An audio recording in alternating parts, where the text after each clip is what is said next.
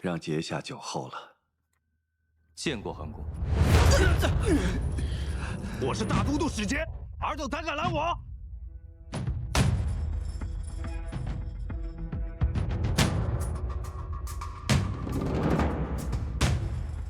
韩公可知，瞒着大都督，私下结交崔乙，是何罪行？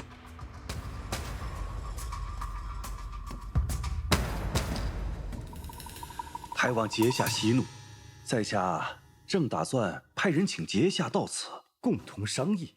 这没想到，阶下您这么快就到了。你就是崔家军的人？你们崔大将军遣你来做什么？韩公，我崔家军何校尉现在韩公府中，还请韩公请出，与我一见。崔家军何校尉在我府中，哪有此事啊？我崔家大军现已在并州城外，若韩公执意扣人不放，莫怪我大军入城寻人。韩公，这就是你的不是了。镇西逆军当前，你不和崔家军联手抗敌，反而扣留崔家军的人不放，你这样欺压友军，我定要上报大都督。哎，阶下看您这话说的，我们这何曾有这等事儿啊？根本就没见过您说的那个何校尉啊！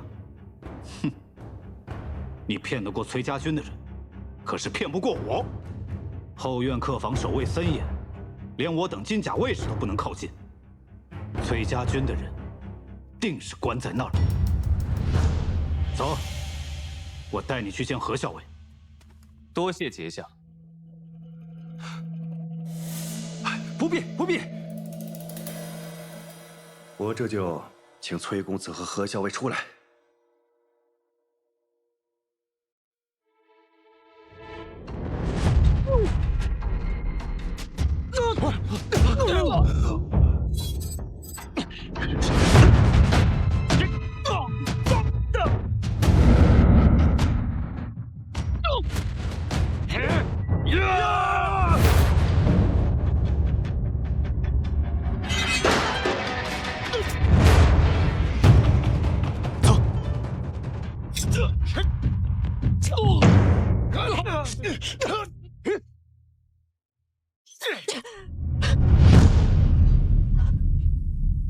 公子，怎么样，撑得住吗？公子，公子这是何必呢？只不过是想请二位赴宴而已。若公子见了客人，必然欢喜。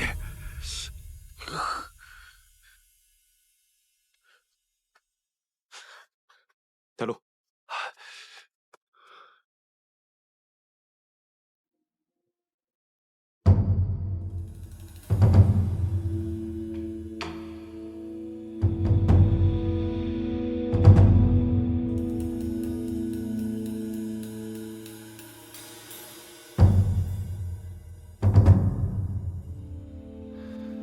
主公，崔公子到了。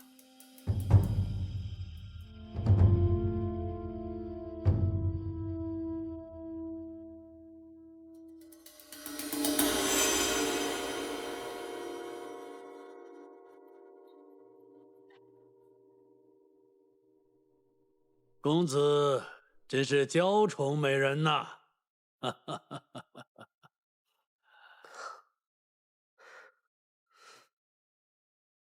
今日欢宴一堂，韩某何其有幸！崔公子，这位是大都督遣来的使节。久闻崔公子风采过人，今日一见，名不虚传。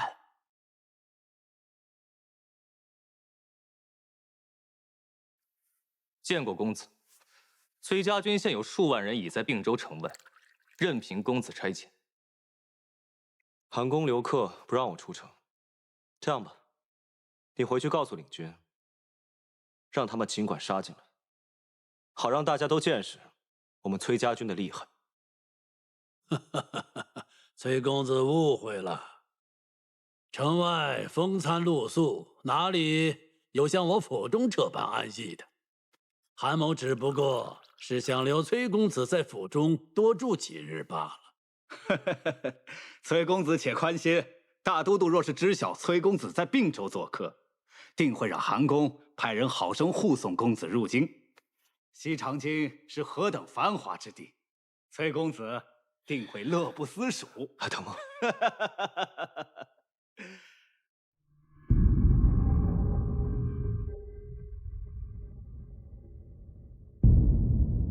我代大都督邀崔公子入京，崔公子如此目中无人，是看不起我们大都督吗？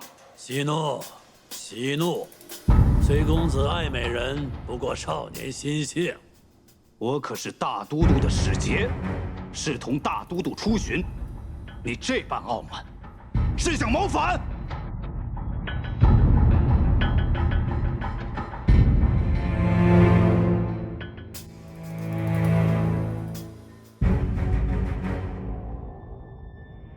阶下息怒，你有所不知吧？此何氏女，乃崔公子心爱之人。既然如此，那就让这位何氏女入京献舞，为大都督祝寿。阶下此话何意？可是羞辱我崔家军。他脚伤了，跳不了。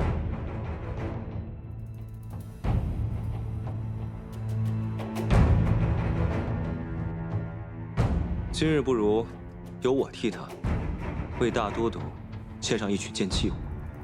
妙哉！哈哈哈哈！不意今日竟有如此眼福。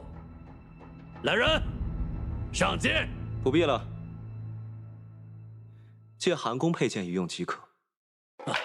崔公子有所不知，韩某这把剑乃君子佩剑，未曾开封啊。无妨，我不过是舞剑，又不是杀人。哈哈哈哈哈哈！公子说话风趣得很。哈哈哈哈哈！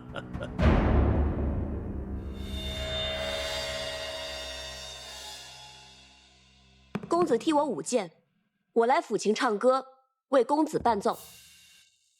美人果然不负公子之恩呐！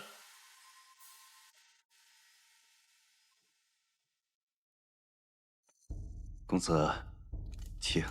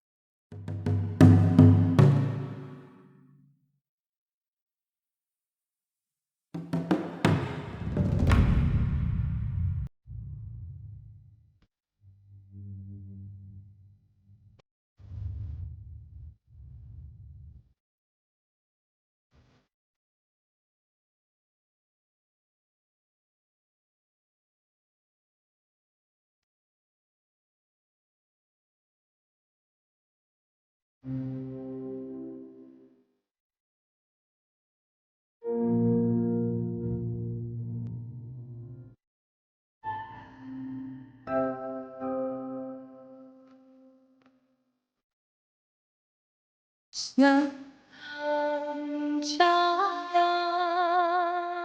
有家，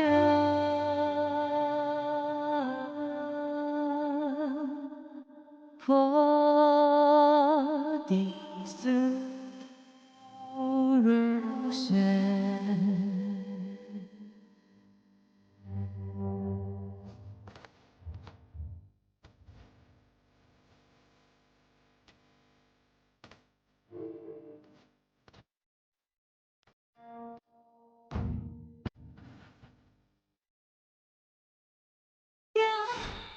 街楼墙壁，开启半生。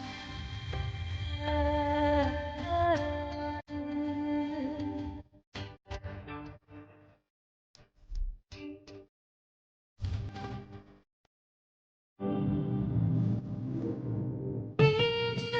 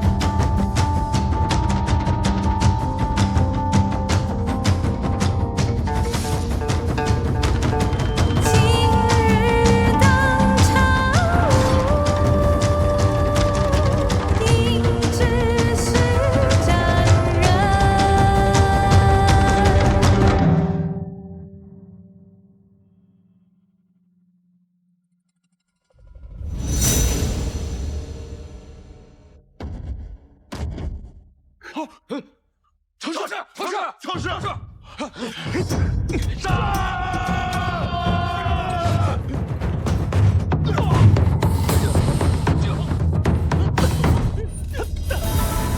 原璧归赵。崔公子这段剑气舞跳得真是酣畅淋漓，动人心魄呀！韩公盛情，能替韩公排忧解难，故其所愿也。如今大都督的使节已知晓公子在此，坚请相见。公子，如若这次落到了大都督手里，只怕是难以脱身。只盼公子大军在外，使节也是有所忌惮罢了。韩公的雅意我们知道了，不过你们家主公也太狡猾了，自己不愿意出手，反倒将这难题丢给我们。公子说笑了。我们杀了孙敬的使节，你就放我们走？我若是待韩公假意承诺，未免诓骗了公子。但公子若是杀了使节，何娘子可以回去？至于公子，还请在府上盘桓几日，待崔家大军退出60里外，定奉公子还营。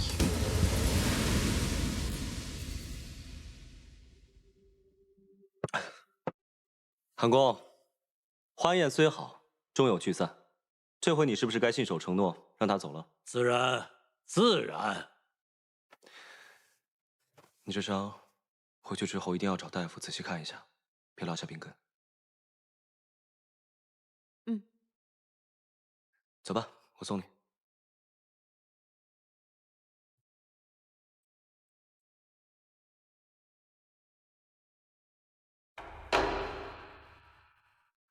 谢谢。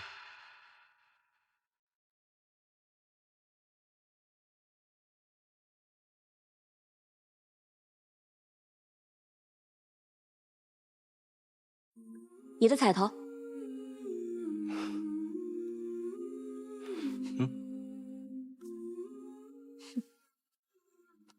哎呀，你说我这大好头颅，他若是没有了，也不知道会不会有人为我哭啊。我可不会哭。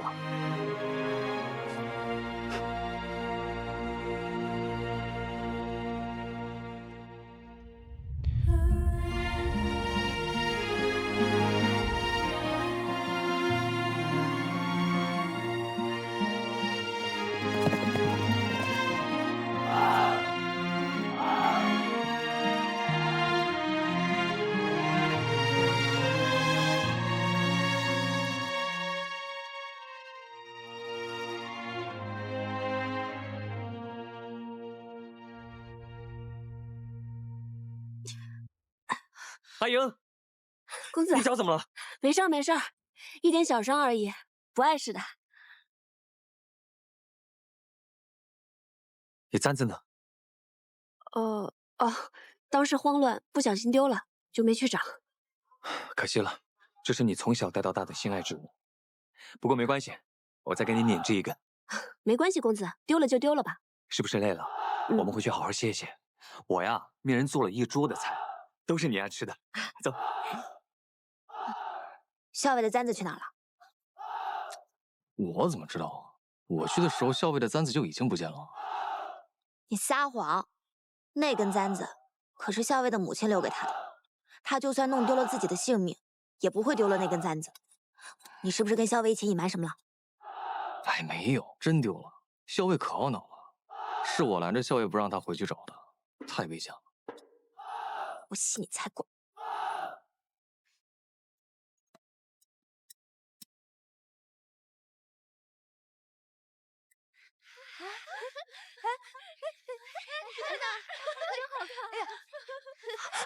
还能再放吗？啊，可以，夫人真厉害！这不会掉吧？不会，再高点，快点！哎呀，你们看，飞得又高又远，真的好高啊，夫人！放吧。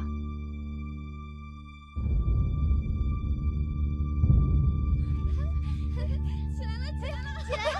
不会掉下来吧？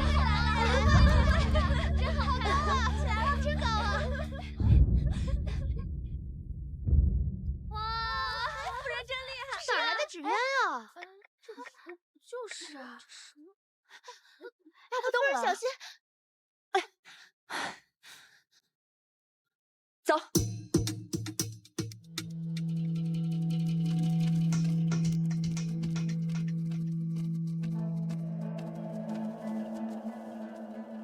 原来是你啊！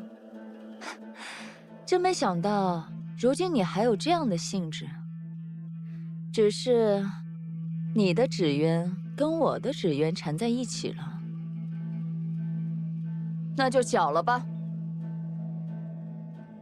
夫人既然这样说，那就搅了吧。哼，是。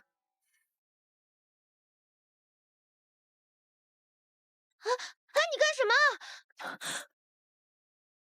我的这只纸鸢乃大都督所赐，不能有失，所以也就只能搅了魏国夫人您的纸鸢线，还望魏国夫人见谅。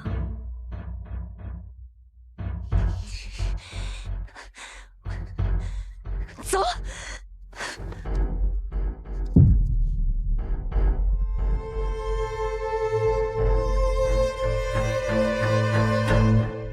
这个萧氏好生无礼啊！他以为自己还是太子妃吗？见到夫人您也不行礼，您可是大都督的正室夫人啊！萧氏不过是仗着从前与主公有旧，如今主公对她也有几分怜爱罢了。哼，这种朝秦暮楚、水性杨花的女人，我不跟她一般见识。娘娘，魏国夫人乃大都督正妻，娘娘如今处境尴尬，为何因如此小事激怒魏国夫人？要将身怀有孕的姜氏送出宫去，便要借魏国夫人之手才行啊。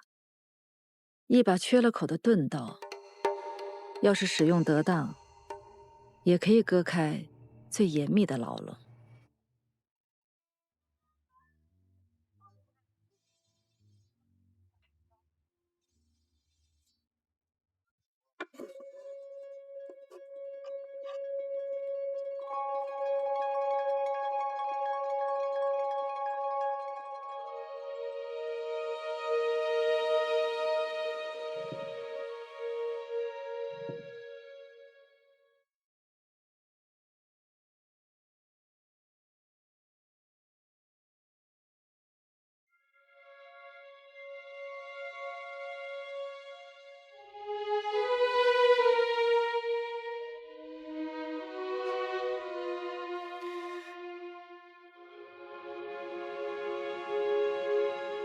小伟，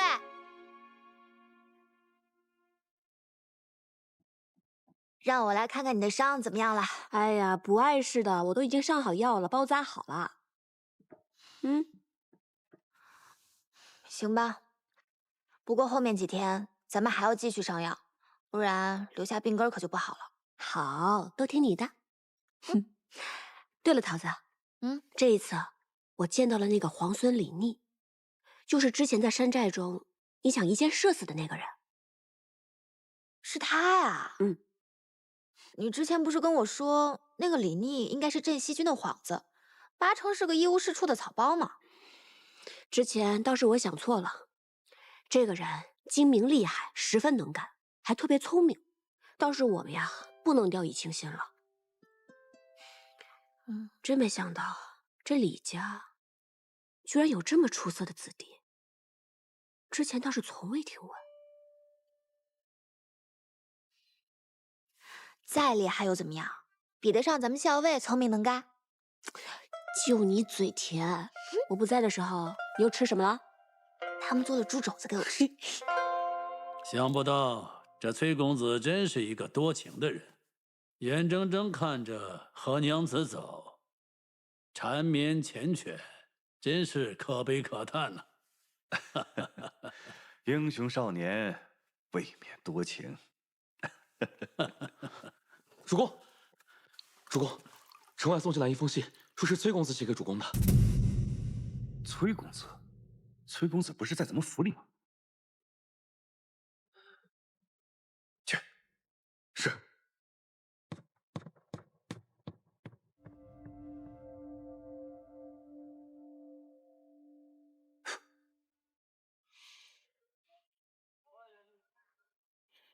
公子，校尉来了。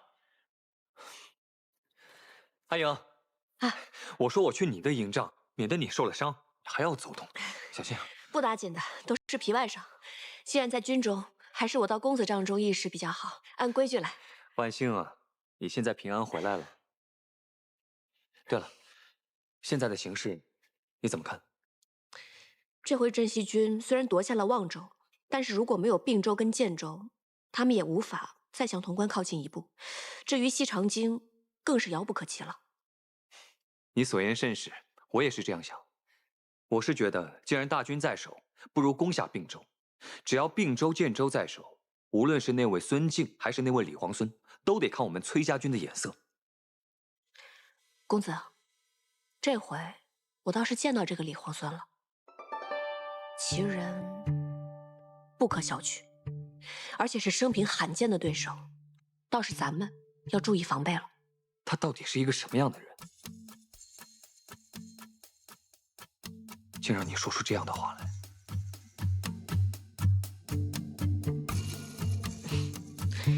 这个人虽然厉害，但是咱们呀也不是没有办法能够拿下这并州城。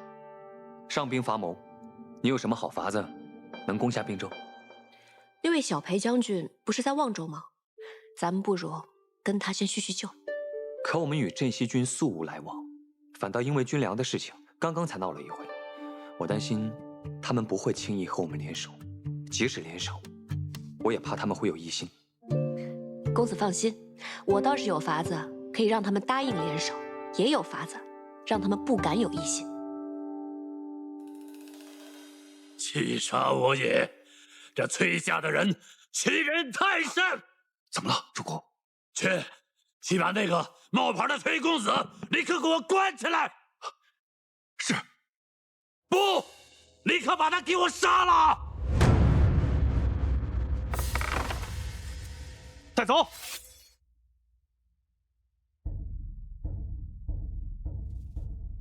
你还有什么好说的？韩公，实不相瞒，我乃崔公子身边的伴读，受他之命来这城中与你商谈重要之事。怎料韩公误将我认为崔公子，在何校尉的示意下，我只好将错就错，但我绝无任何欺骗韩公之心。我为崔家出生入死，却没想到今日被他们出卖，更没想到成为弃子。既然你知道自己是弃子，你还有什么用处？韩公，既然崔家不仁，那我就不义了。我有一计，能解韩公燃眉之急。哦，我知晓崔家军日前劫了镇西军的粮，镇西军缺粮缺得厉害，对崔家也是恨之入骨。韩公不如派人前往望州，与那李皇孙商量商量，两军联手灭了崔家大军，韩公解围，镇西军得粮。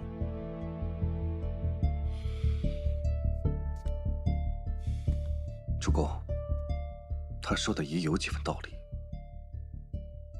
咱们的探子也对劫粮之事有过回报。我不过是一个被崔家舍弃的人，一无所有。只有韩公能够给我一线生机。韩公不如先派人去探探镇西军的口风。至于我，韩公要杀要剐，又不急于这一时。若是镇西军不松口，韩公杀了我解气。若是万一这计谋有效，我愿意追随韩公，任韩公驱使。把他押下去，关起来。走。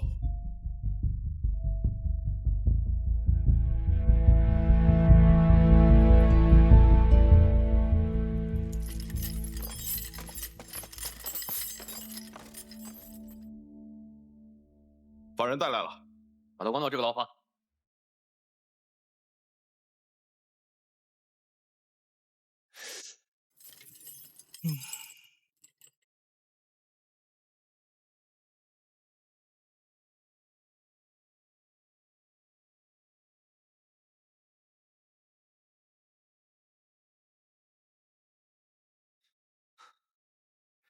小裴将军，找到十七郎了。是吗？在哪儿？崔家军派人来报，说十七郎在并州城韩立府内。他在那儿干嘛？我接着问，他就不愿意说了，说要当面见你，亲自来禀报详情。当面见我？什么人？是一个特别凶的姑娘。这个小姑娘是又会下毒又会打架，十分泼辣厉害的。见过小裴将军。免礼吧。我家何校尉遣我来见小裴将军。李皇孙的下落是我们崔家军送给小裴将军的一份大礼，以此来展示我们崔家军的诚意。说起来，这李皇孙和我们校尉也是颇有缘分。在这之前，我们家校尉救过李皇孙几次，这一次呢，也不忍心看他殒命，所以我们崔家军才愿意和小裴将军联手，一起救助李皇孙。是吗？我家校尉说了，我这么说的话，小裴将军80%是不会相信的。但是您可以遣人去并州城一探究竟，就知道我们说的是真的还是假的。小裴将军，行。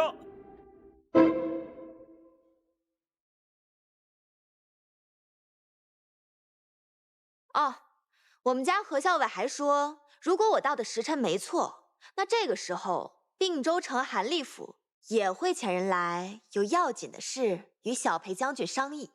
不知道是不是韩立遣人来了？哎，我说你这小姑娘怎么这么闲呀？真是韩立府遣人来了。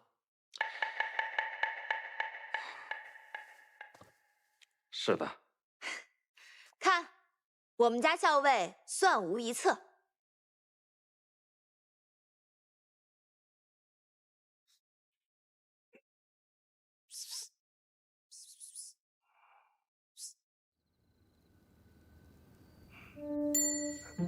十七郎，我带了很多人来救你。多少人6个。回去吧。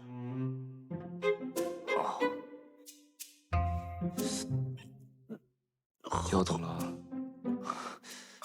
我今天不知道怎么了，总觉着肚子不舒服，闹肚子。赶紧回去吧。好。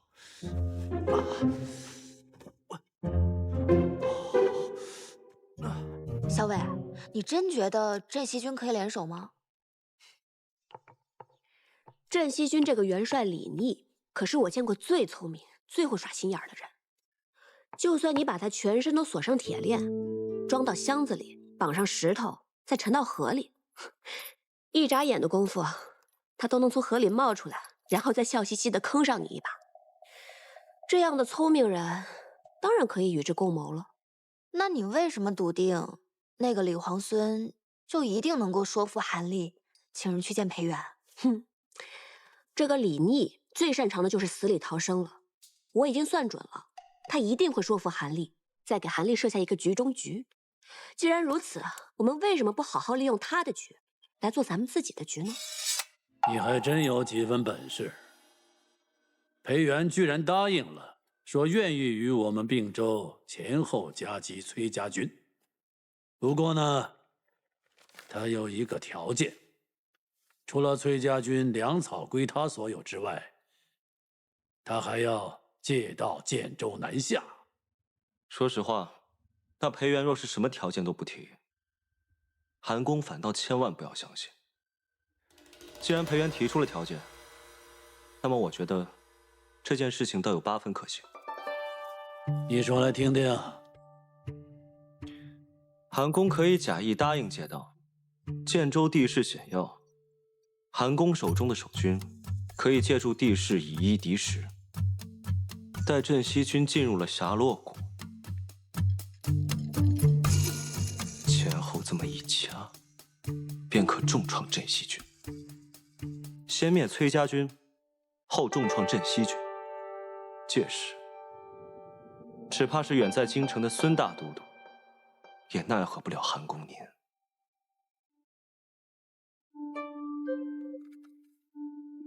你读过兵书？我是崔公子的伴读，琴棋书画，兵权谋略，我都学过。不错，是个人才。韩公过誉了，生逢乱世，只求安身立命。我愿为韩公效犬马之劳。你的本事，我还得考教考教。委屈你，先回牢里住下。日后我真重创了镇西军，我会马上放你出来，让你做我的幕僚。谢过韩公。你怎么提到这个李皇孙就感觉怪怪的？哪里怪怪的？你好像恨他，恨得有点牙痒痒。那可不是吗？那既然如此，为什么还要救他？哼，这么有趣的人，死了多可惜啊！这倒也是，我还从来没听过你这样说一个人，更没听过你说任何一个人是你的对手呢。谁是对手？公子。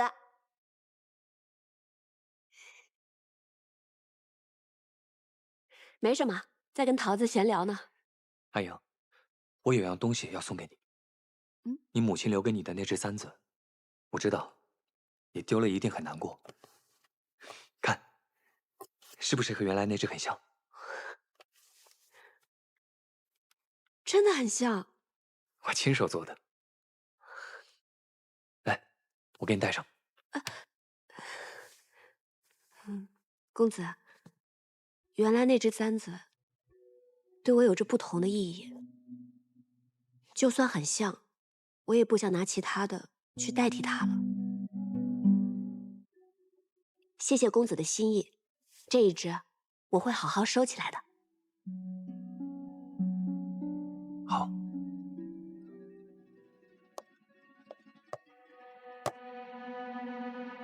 阿言，你不要以为我不知道你在打什么如意算盘。等我出去以后呢，我再找你算账。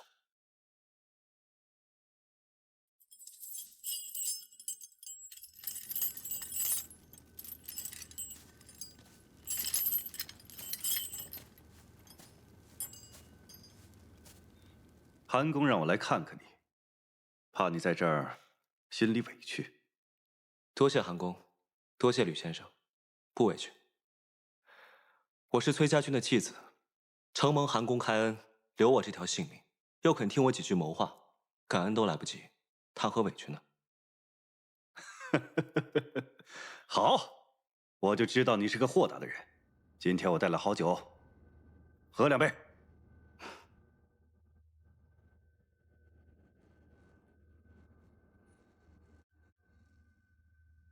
这酒真香啊！韩公的佳酿怎能不香？有道理。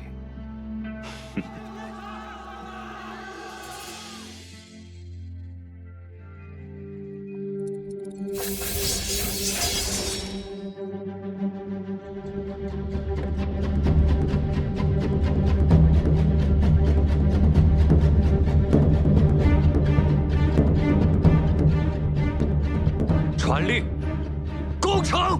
咱们这次打仗啊，是骑马冲锋，比上次打望州还带劲。老三，你骑过马吗？我骑马那会儿，你还玩泥巴呢你。拿下并州，冲！冲！冲！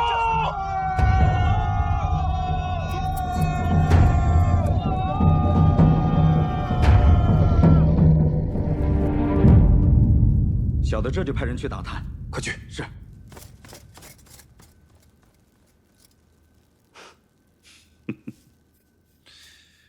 来，咱们呢，先把这杯酒干了。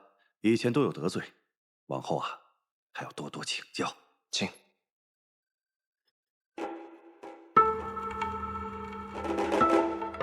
好酒。我说兄弟啊，咱们也是相处多日了，可谓是相见恨晚呐。只是我不清楚，你这姓谁名谁，家住何方，又是因为怎样的机缘成了崔公子的伴读啊！来，说来听听。哎，这个嘛，说来就话长了，须得再等等才能细数。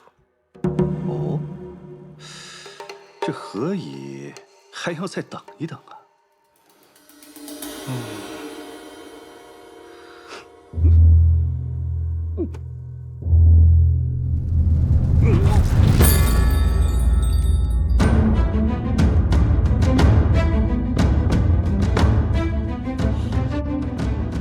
什么声音？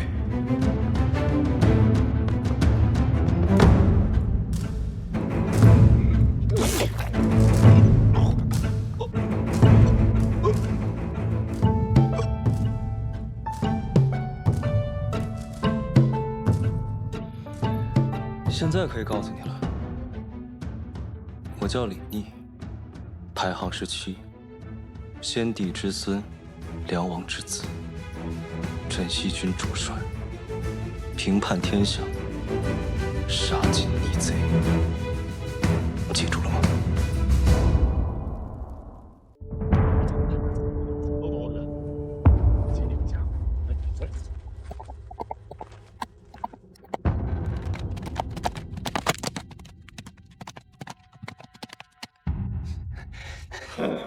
校尉，怎么样？并州守军一战即溃，有些残军弃城逃往建州，余下的大多降了。目下正在清剿俘虏、粮草、印信等诸多要紧事务。擒住韩立没有？韩立见势不对，在亲卫拼死护卫之下逃走。不过属下已经命人四处搜检，城门已闭，他定然还未逃出并州城。听着，一定要在镇西军之前拿下韩立。是。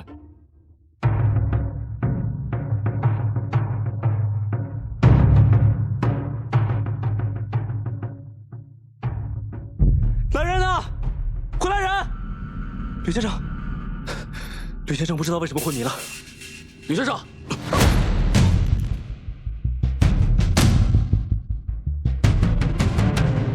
有人越狱！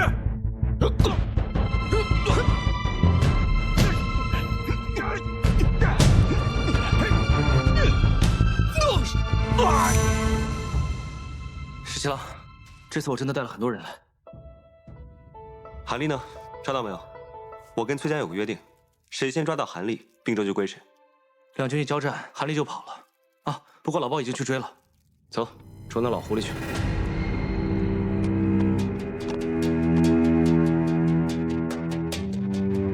陈请。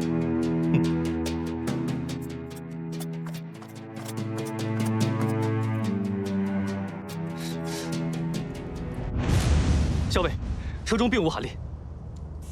果然狡诈。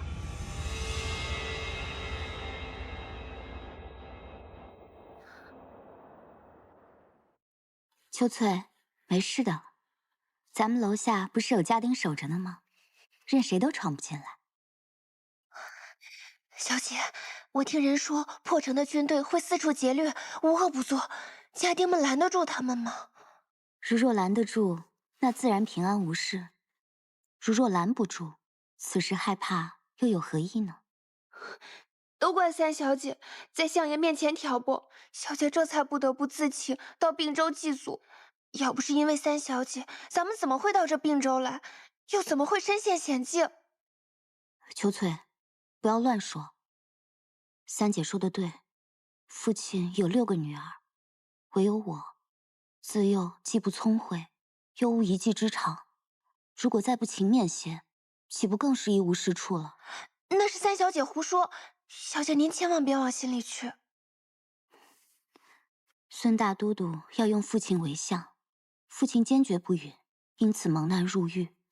京中各大士族哪个不暗赞父亲有气节？如今父亲好容易出狱，却不得离京。我可以替父亲回并州祭祖，是我的福分。小姐这般，何时才有出头之日啊？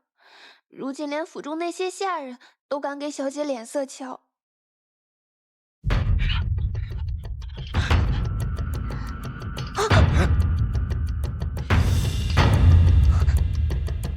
主公放心，追兵已经被那辆马车引开了。府中有什么藏身之处？壮士竟然光天化日之下闯入民宅，何不也自行搜检呢？韩公一世英雄，小姐，如今竟躲入闺阁之中，丢不丢人啊？韩公，这么挟持个弱女子，未免落了下场吧？激将法不管用，你既然是崔公子的伴读，如今并州城破，镇西军势大，既然崔公子对你视如婢女，你不如投靠镇西军。韩公已然都到了此田地了，还不忘惦记着我的前程，实在不枉与韩公相识一场，也不枉韩公对我青眼有加。对你青眼有加，又如何？难不成你能放老夫一马？韩公误会了，我感激你都来不及，又怎会为难于你？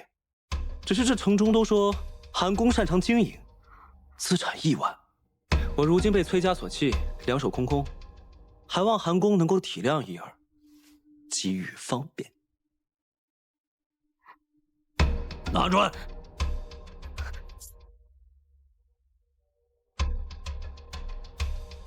这些珠宝价值连城，你不如拿了去投靠镇西军。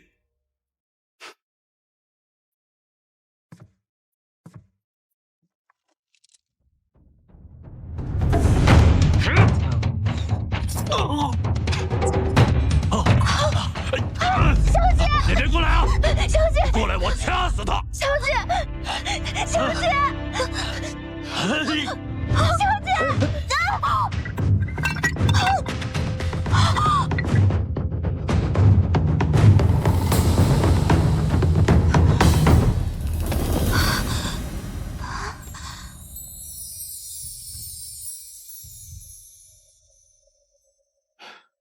姑娘，多有得罪。多谢公子相救。啊！别动啊！小伟，要不要动手抢人？愿赌服输，我是输不起这口气的人吗？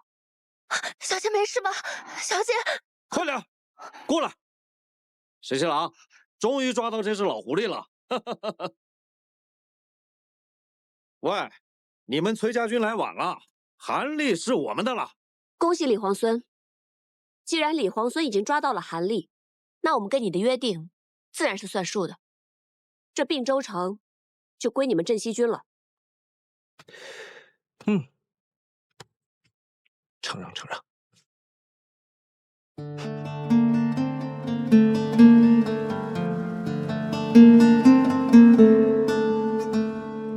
韩立被镇西军抓住了，按照前约，这并州城归他们了。什么？你何时跟镇西军做过这种约定啊？这怎么成啊？何校尉，你为何不早说？此事他早就禀明于我，是我让他这么做的。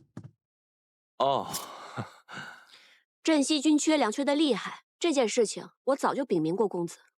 只要一入城，就派人把粮草清空搬走。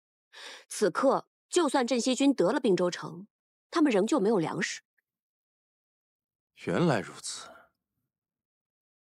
我有一事想要劳烦兄长。阿林，这是要派我上阵了。都是自家人，何谈劳烦？你是义军之主帅，吩咐便是。如今我大军入城，镇西军另有所图，不可不防。我想劳烦兄长率军驻扎城外，若是城中出了事，你在城外也好策应，以防万一。驻扎城外啊？阿林做此决定，定有你的道理。我这就率军出城扎营。辛苦兄长。都是自家人，客气什么？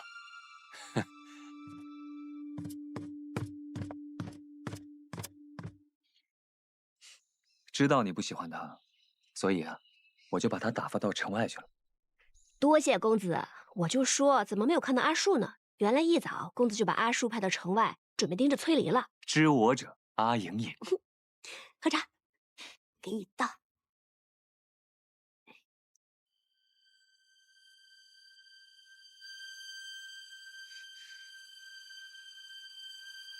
有种再说一次。行，你二贝，我就再说一遍，你们崔家军马上交出无理弩寇的粮草，全部推出城外。我们镇西军乃是天子宽和仁义之师，看在咱们同为天子秦王的份上，就让你们在并州城休整一晚，再离开，怎么样？我们镇西军够仗义了吧？并州城是我们打下来的，粮食先入城者可得。虽然我们与你们有约在先，但也是你们占了并州城，凭什么让我们把粮草给你们？以为拍桌子，老子就怕你吗？并州城是我们两军一起打下来的，没有我们镇西军，韩立早跑回建州反攻并州了。你真敢说？我说了，还我粮草！你再说一次！你是真二贝还是假二贝啊？若不是我们率军攻城，你没有时间抓韩立。还我们粮草，滚出并州城！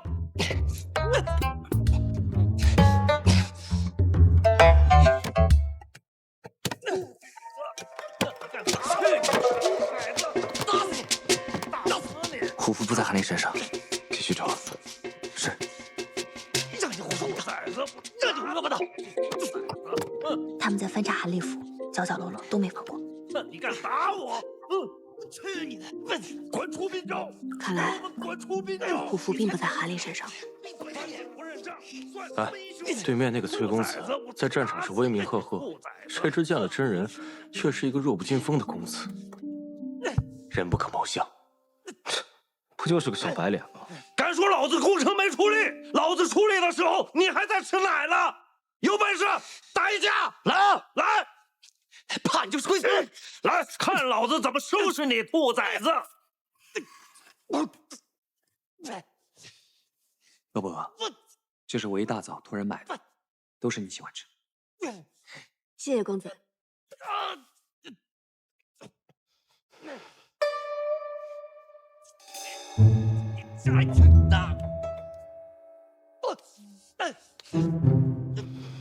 好吃。打哪儿呢你？我帮你擦擦。住手！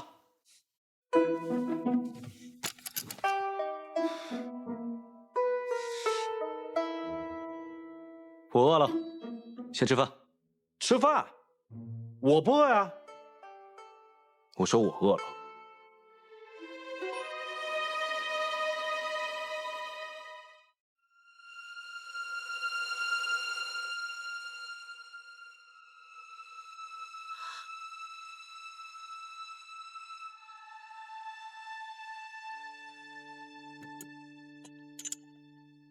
哼！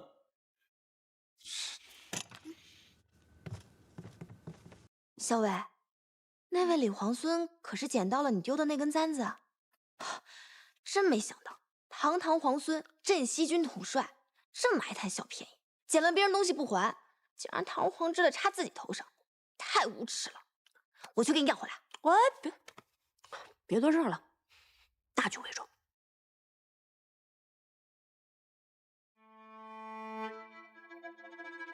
何校尉的簪子不是说丢了吗？为何会在李逆那里？是何校尉送给他的。七夕灯会向来是并州一大盛事，这两支大军都在并州，这拜帖送来，不知哪一家能答应啊？哎，只怕不要有纷争才好啊！把你们小白脸公子叫出来！什么小白脸？我看你们镇西军才是吃白食的小白脸。两派大军闹成这样，迟早会打起来，城中无法安定，遭殃的是咱们呐！二位久等了。不敢不敢。我家公子说了，并州城大局初定，人心惶惶之际，正是需要举办一场热闹的灯会，百姓们放了心，日子才能过下去。百姓们过得好，才是我们起兵勤王的初衷。到时候，我们崔家军上下，包括我家公子皆会出席，届时还要有劳二位。是。看来镇西军是不打算出席啦。不是，你家公子把我家将军吩咐的话都说完了，镇西军上下也皆会出席。多谢多谢。耳朵那么厉害有什么用？嘴那么慢。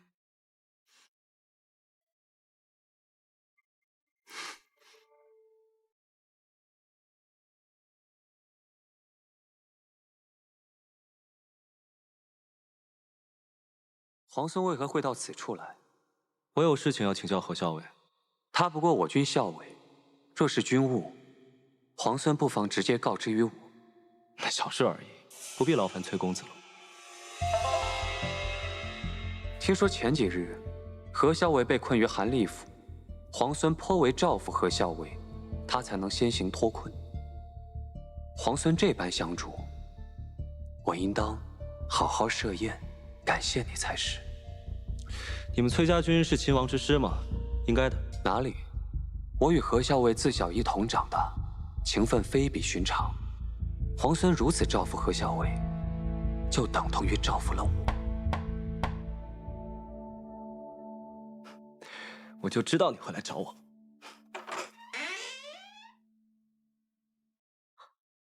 公子怎么来了？就是忽然想来看看你。见过皇孙。年里，今日事起仓促，姑娘没有受伤吧？需要找个大夫瞧瞧吗？方才军中小裴将军已嘱咐大夫来看过，幸儿只是有些小小擦伤，无碍的。妾是特意来谢过皇孙的。今日若没有皇孙，妾早已命运黄泉。不必客气，屈手之劳而已。也不用叫我皇孙，在军中叫我军职就行。进来吧。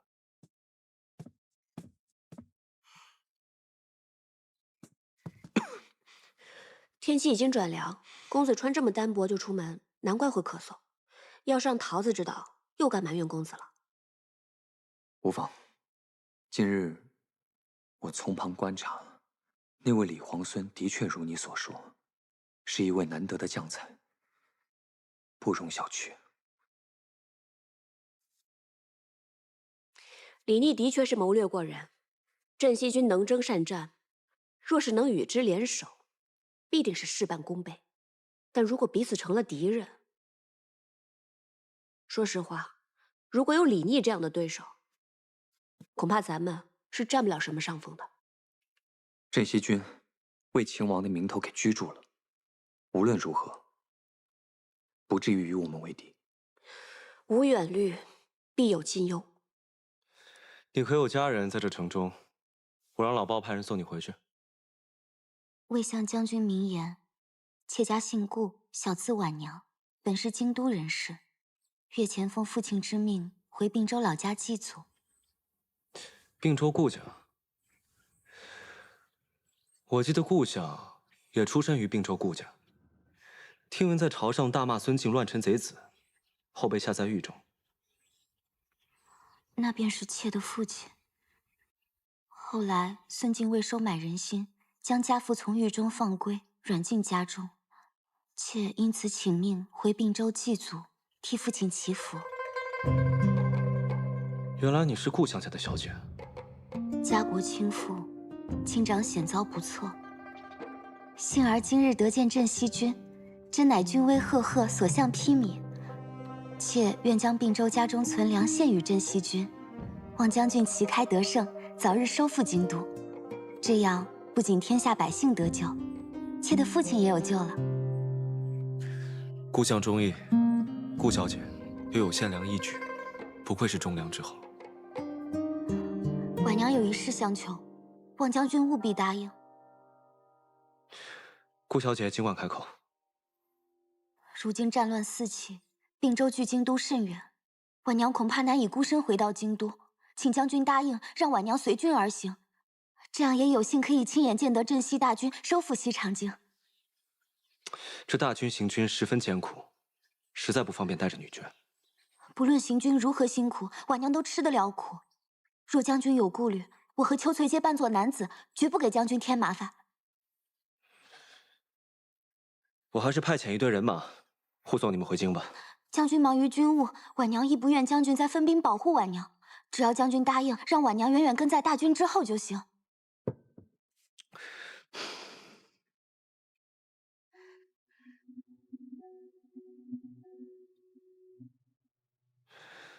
那好吧，那你就扮作男子，随在军中吧。多谢将军。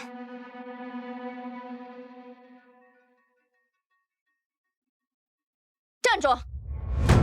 拦住他！没规矩的东西！婶娘，教一教他们规矩。是。哼，太子妃为内命妇，超品；国夫人为外命妇，一品。太子妃品质远超国夫人，国夫人如见太子妃，须行叩拜礼。怎么，这意思我还得拜礼了？魏国夫人为大都督之妻，大都督功高勋重，太子妃说了，魏国夫人入宫可免礼。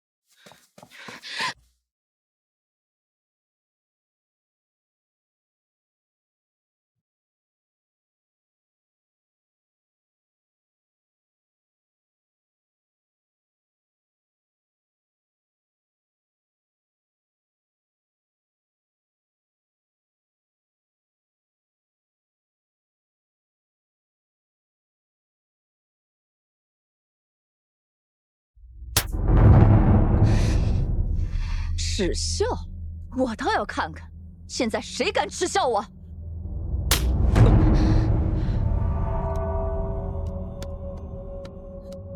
没规矩就得叫！你个贱人！哎呀，阿姐不要再哭了。不瞒阿姐说，外面这风言风语传的确实难听，可毕竟这萧氏是先太子妃，先太子既然已经自强，他若是个懂事的人，就该训了先太子，即使不训，也应该出家入道，为先太子守节。不过大都督如此英明睿智之人，怎么偏偏被这萧氏所迷惑？他定是给你姐夫下了蛊。你想想，这么多年，在这府里上上下下这么多的姬妾，他何曾偏宠过一人？再这么下去，可怎么了得啊！阿姐莫慌，如今前方战事连绵，大都督还指望我们陈郡元氏替他征战筹粮，必得给我等3分薄面。只是这个萧氏一心留在宫中，说不定有什么不可告人的图谋，不愁抓不到他的把柄。届时我与叔伯兄弟们商议，劝大都督杀了这个妖孽，替阿姐出这口恶气。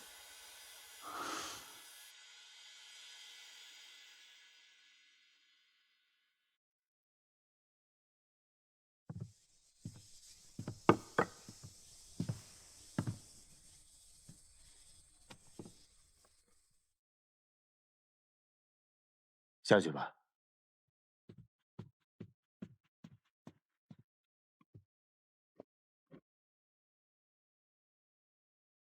哼，河汉经且浅，想去复几许？哼，既然又到七夕了，当年就是在七夕那晚，你我第一次相遇。早知今日，当初莫若不相逢。你又说这种负气的话，难道还在为魏国夫人置气呢？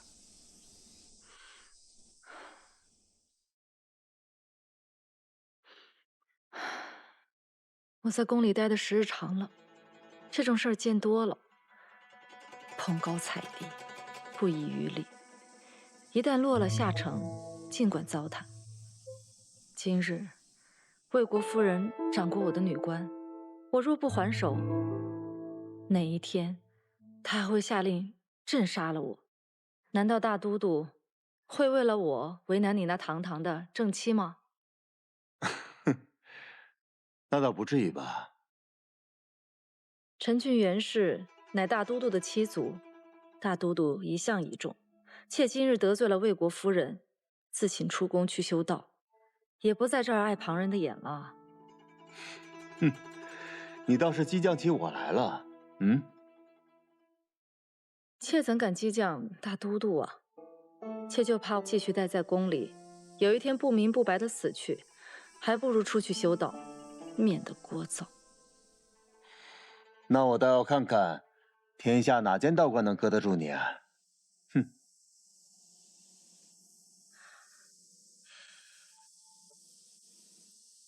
你给我建一座道观，要在山清水秀之处，离西长京很近，这样你出宫就很便宜。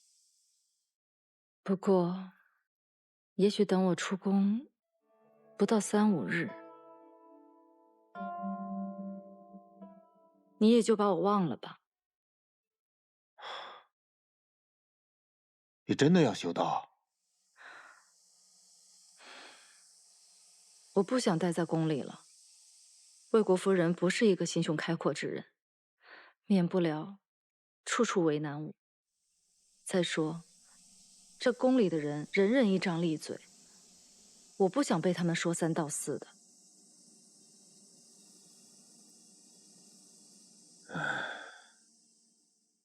修道的事儿，你就别想了。不过，你身边的那个慎娘，看着就是个有福气的人，不如就让她带你出家吧。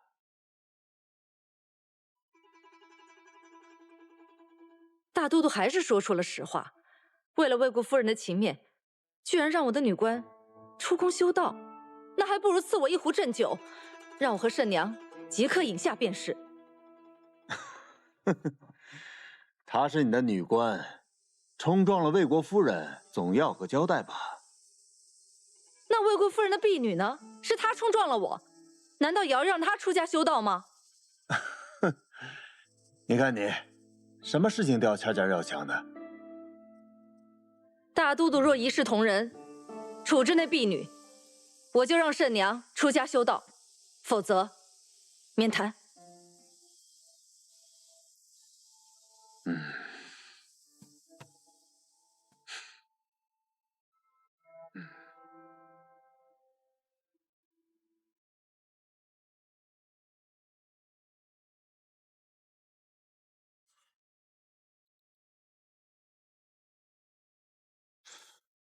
哟，缝袍子呢？我来帮你。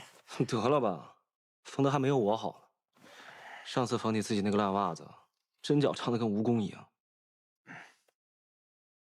哎，问你个事儿啊，我听说你让顾小姐穿男装，随咱们大军一起走是吗？是啊，人家一个人带着一个丫鬟想回京都，千里迢迢四处打仗，没准就把命丢在路上了。与其这样，不如跟着我们大军一起走。第一次啊，我第一次看到你这么怜香惜玉。你是不是不打仗就会闲得变成街边碎嘴的老太太啊？哎呀，不是，我是真觉得这个顾小姐不错，配得上你，配得上。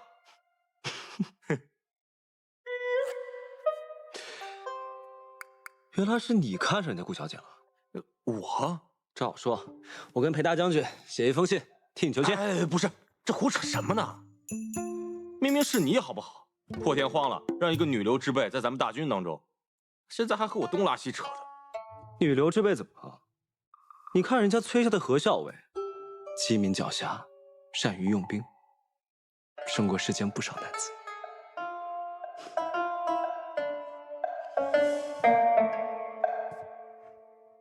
哎，我听你这话的意思，你看上的不是那个顾小姐，而是那个何校尉吧？胡说八道！哼，我胡说八道。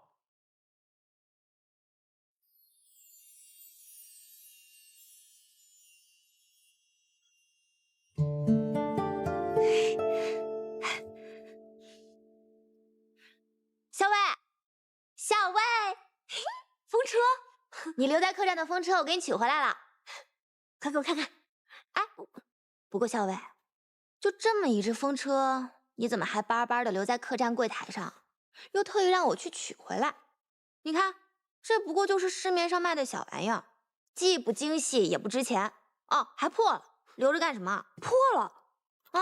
你看。交给掌柜的时候明明还好好的，一定是没有给我好好仔细保管。这也烂了。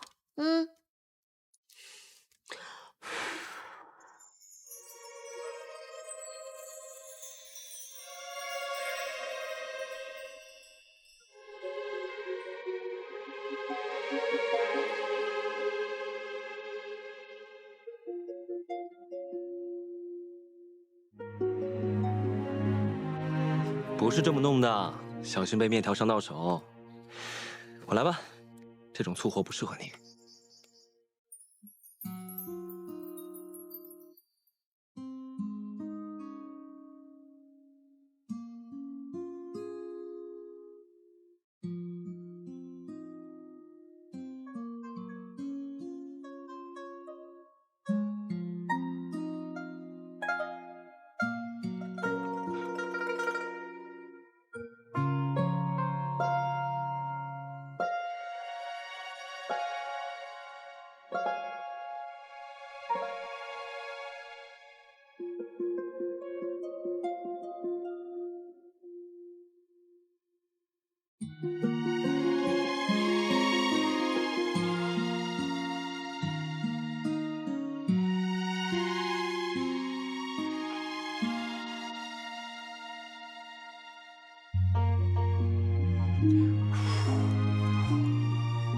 好了，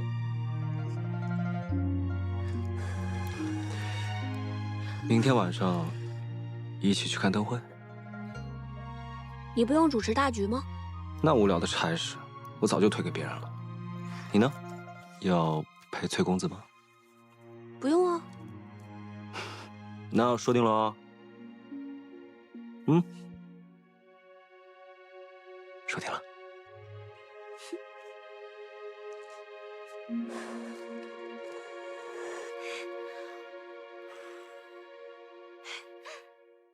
小伟，你把风车修好啦？是啊。小伟，咱们晚上一起去看灯会吧。晚上我还有事，就不去了。是要陪公子去主持灯会吗？众目睽睽坐在灯棚底下，让人议论，我才不去呢。那小伟有什么事吗？我是怕那个镇西军会另有计划，我得去探探他们到底有什么动作。好，那我陪你一起去，给你做个帮手。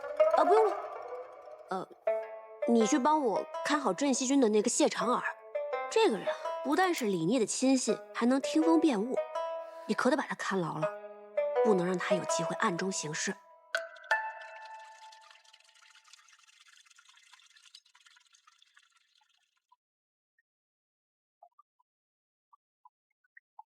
哎，我说耳朵，你怎么愁眉苦脸的啊？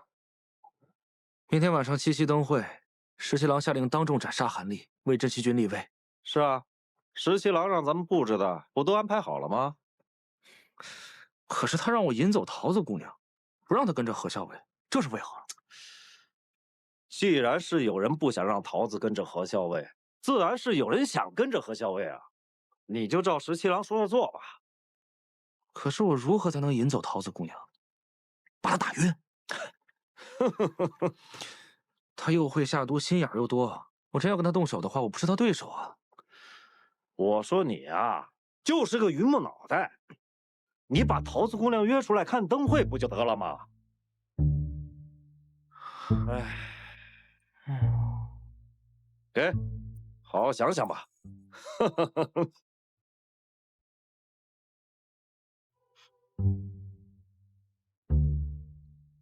桃子姑娘，桃子姑娘，今天七夕灯会，不如我们一道赏灯。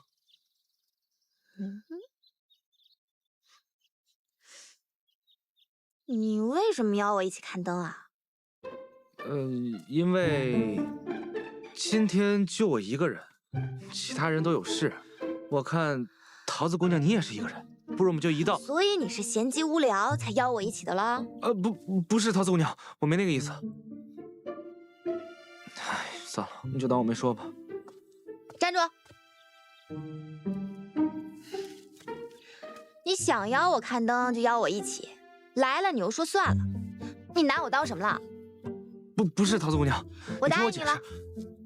啊？晚上一起看灯啊？哦，谢谢桃子姑娘。不用谢，毕竟也省去了我的麻烦。什么麻烦？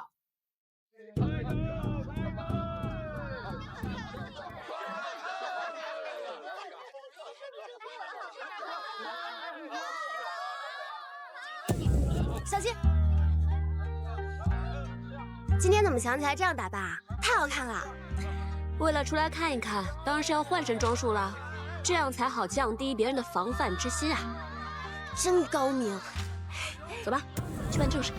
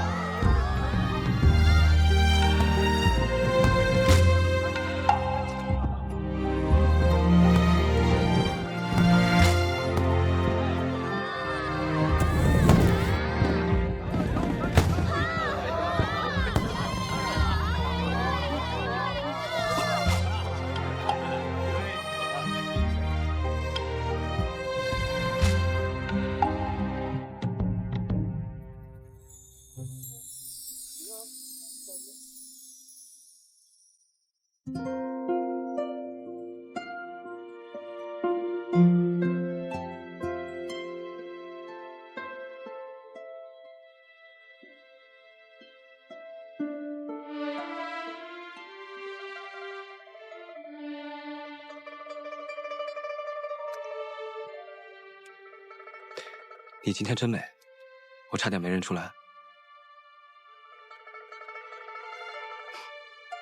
请。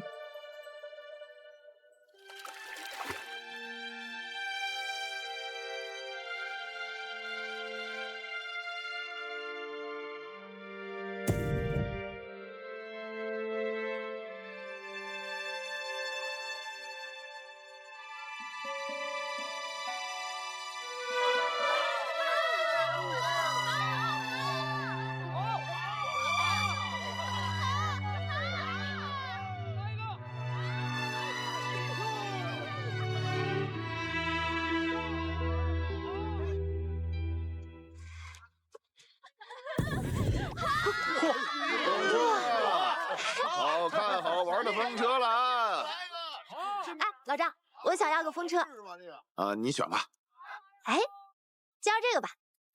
好嘞。付钱。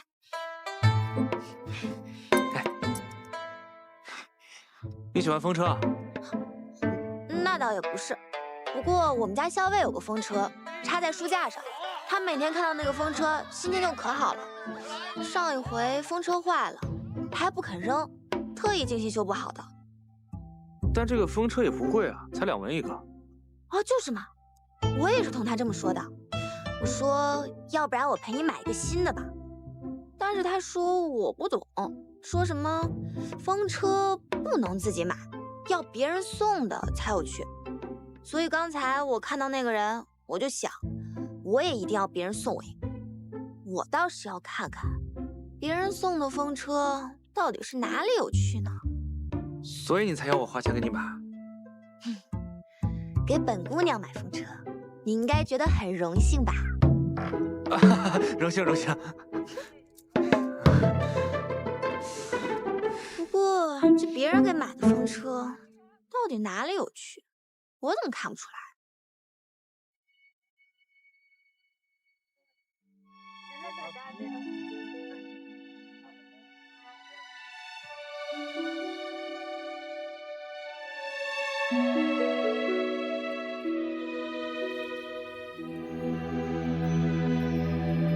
满船星梦压星河，这里可真美啊！劳兰关的星星比这里要大很多，也要低很多。半夜躺在沙漠上，天黑的像丝绒一样，好似一伸手就可以摘到星星。在我们平凉有一望无际的草原，小的时候，爹爹带我出去打猎，有的时候我在马背上睡着了，醒来一睁开眼睛，看到天上的星星一颗一颗的，就像快要掉下来的糖粉一样。我从小在京中长大，自从学会骑马之后，我便经常独自一人驰马去乐游原。乐游原是京中名胜之地，它的地势奇高，站在那儿可以俯瞰整个京都。万树鸣蝉，隔岸红，乐游原上有西风。西河自衬鱼泉素，不放斜阳更向东。原来你喜欢这首啊，可我喜欢另一首。等等，我知道你喜欢哪一首。什么？离离原上草，一岁一枯荣。野火烧不尽，春风吹又生。是不是这首？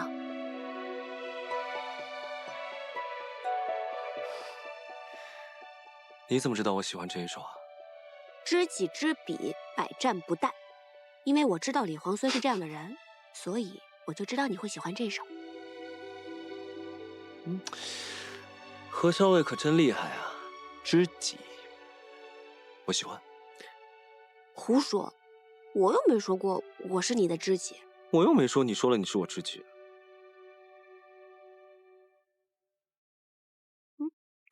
哎，我的裙子怎么都湿了？糟了，穿漏水。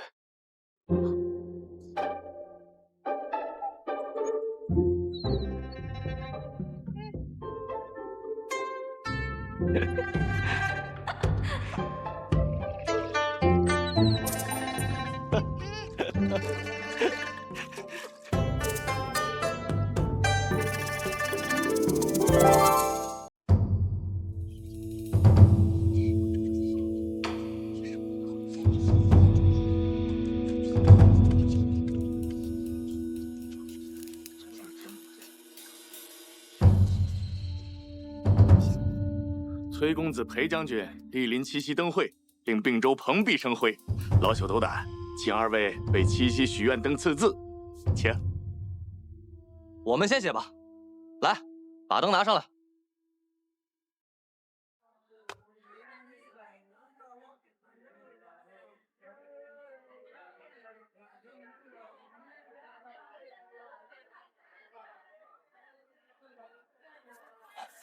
好字，好寓意。哎，小裴将军，咱们就写些实在的，就写啊，都娶上娘子，都拿上来吧。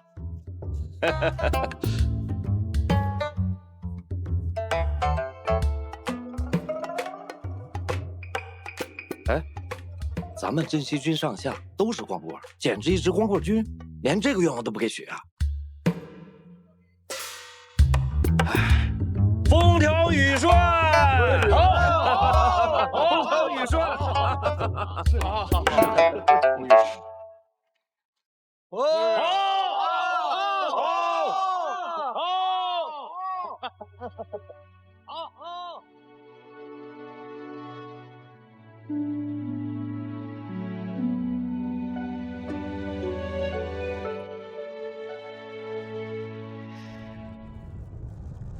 哎呀，这要是在劳兰关啊，生这么一堆火，必然要烤一只黄羊，烤得油滋滋的，别提有多香了。小的时候，阿娘也经常在火堆里面给我烤芋头吃。那下一次有机会我烤给你吃。说的我都有点饿了。走，带你吃东西去。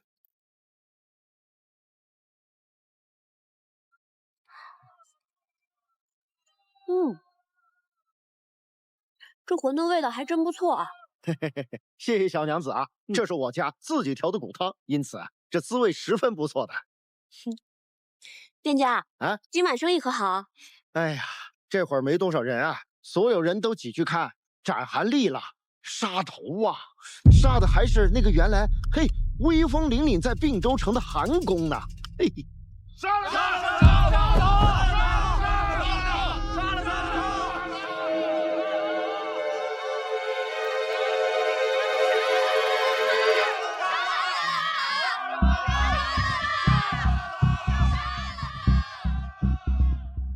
公子，都已安排妥当。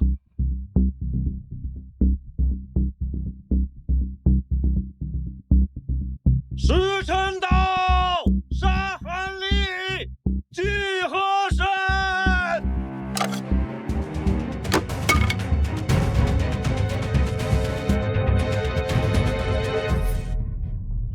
救主公！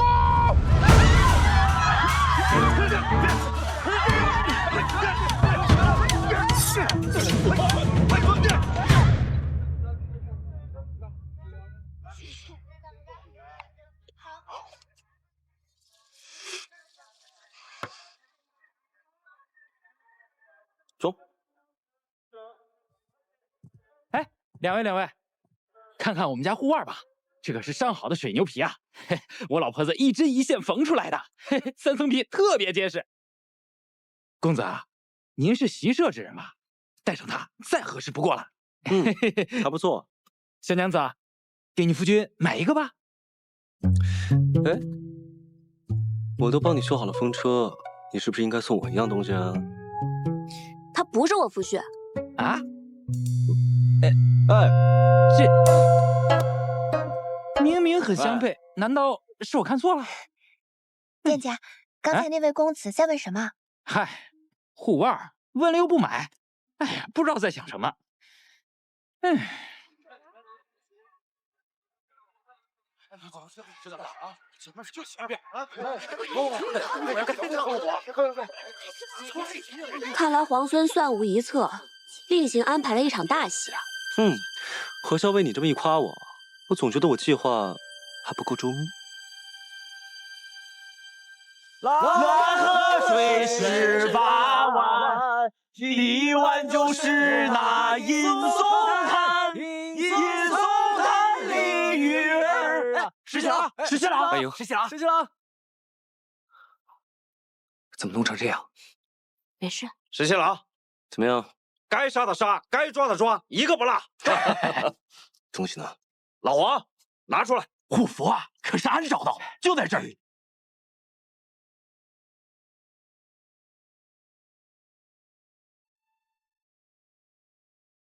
就在这儿呢。这些人，他们也太笨了，连引蛇出洞都不懂。不是他们笨，那是石七郎太聪明，太笨，太聪明，太笨，太聪明。东西找不见了。哎，你不是放怀里了吗？你刚说要借虎符消消杀气，你快找找，放哪儿了？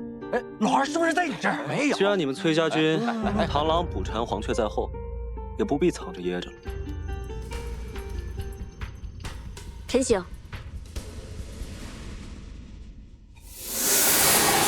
护符，你快放在这儿！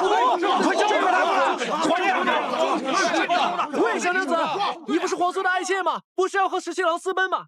你虽然是崔家军的人，但不是身在曹营心在汉吗？现在怎么反倒过来帮这个小白脸坑咱们呢？就是，说清楚，怎么回事？胡说八道！你们小两口闹别扭，也不至于闹这么大吧？闭嘴！李皇孙，你这是何意？如何说我的下属是你的爱妾？你又怎么能如此？放任他们侮辱我崔家军？哎，他可是自己说的，他亲口跟俺们说他是皇孙的爱妾，还要跟俺们石七郎私奔呢。他怎么会帮你这个小白脸？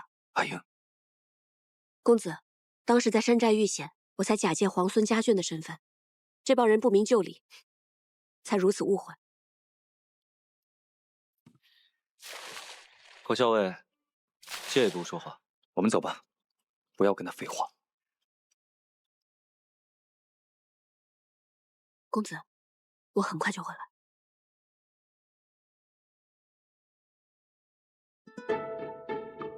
你怎么猜到的？这几日你的人把韩府几乎翻了个遍，我就知道，你虽然抓到了韩立，但是没有找到虎符。所以你就不再费力气搜虎符？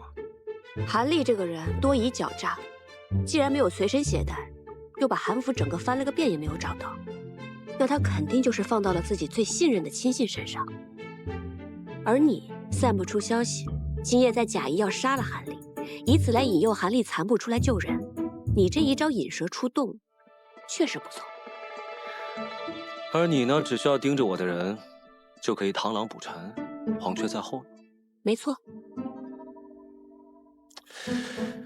那我还有一事不解啊，你答应我共邀七夕，是为了同我赏灯啊，还是为了亲自盯着我，以免我发现你暗中有安排？那你呢？主动约我出来，到底是为了跟我一起游船，还是不放心我，怕我有所察觉，会坏了你的事啊？彼此，彼此。承让，承让。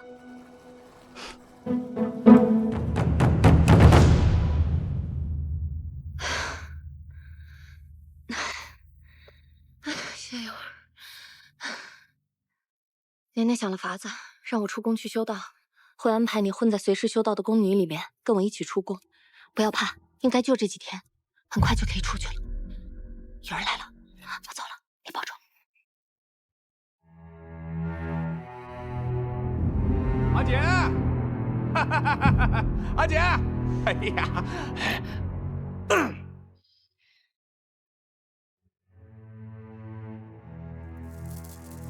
大都督已经下令，让萧氏身边的那个女官作为替身，出宫修道去了。什么？只是让那个女官出宫？那萧氏那个贱人呢？还安然无恙的在这宫里气我？哎，姐急什么？大都督既然已经迷恋萧氏，那咱们就得一步一步来。俗话说得好，心急吃不了热豆腐。只要我们把萧氏身边的羽翼都给他剪除了，还怕没法子弄死他们啊？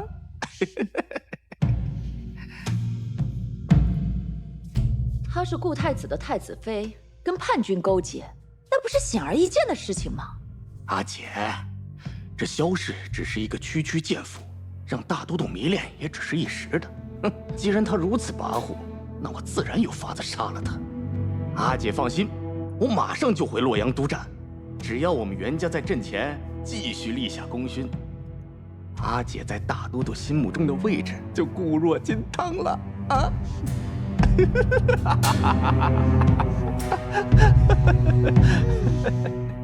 小伟，这可是我新研制的麻药，喏，已经涂在剑上了，你试试。我看看。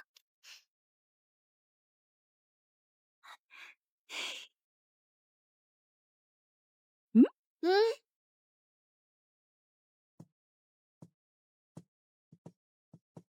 小姐，当时皇孙救你的时候，就那么把袍子解下来往你身上一披，他动作真是太潇洒了，我在楼上都看呆了。皇孙答应咱们追随在他身边，咱们以后再也不用担惊受怕了。多亏有皇孙。小姐，你说皇孙会喜欢这个庇护案吗？他定然是会喜欢的。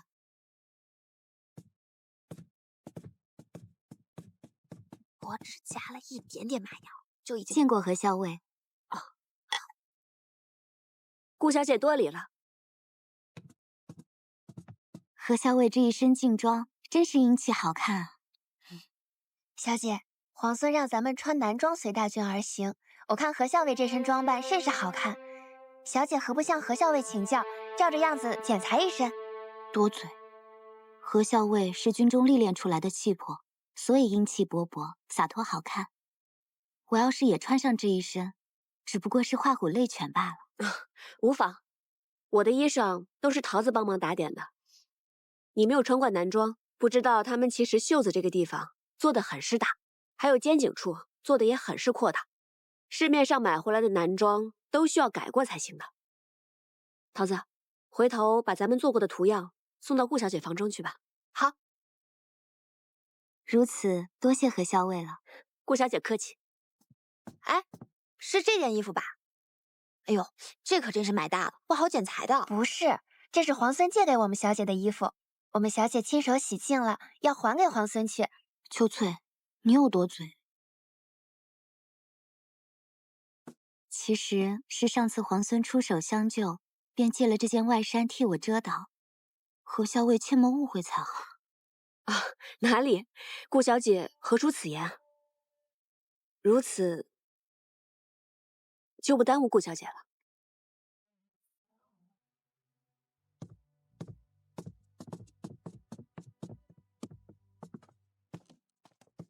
小伟，他们怎么说话总像绕着什么弯子，一拐18弯的。她们是闺阁中的女子，行事做派自然委婉含蓄。哦，好了，别看热闹了。哎，可他们总提到皇孙，可皇孙跟咱们有什么关系？跟他们有什么关系？你怎么知道皇孙跟他们没有关系呢？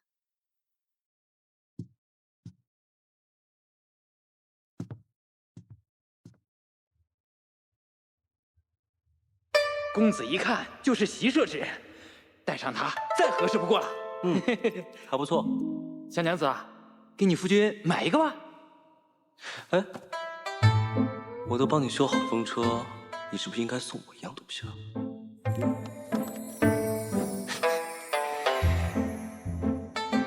这个阿爷就是嘴硬心软，真好看。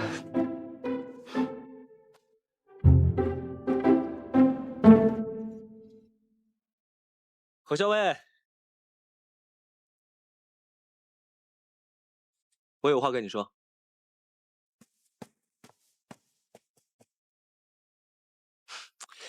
哎呀，有些人就是这么的嘴硬心软。这一大早上出去忙活了，也不让我知道。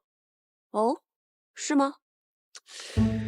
哎呀，明明说着不送，最后还是送了。看来送给皇孙护腕之人，一定是皇孙十分重视的。那当然了，只是我觉得，虽然我重视他，但他更重视我。如此，便要恭喜皇孙。哎，你觉得送我护腕的这个人，跟我的爱妾比起来怎么样？皇孙慎言，当初我是为了脱身权宜之计，才出此言诓骗了诸人。可没想到皇孙居然口齿轻薄，公然在我家公子面前辱及我名誉。这么在意你家公子？那是自然。为什么？之前不便为外人知晓，所以一直没有告诉你。其实，我是我们家公子的侍妾，所以还请皇孙慎言，以后莫要在我家公子面前辱及我清白。走了，桃子。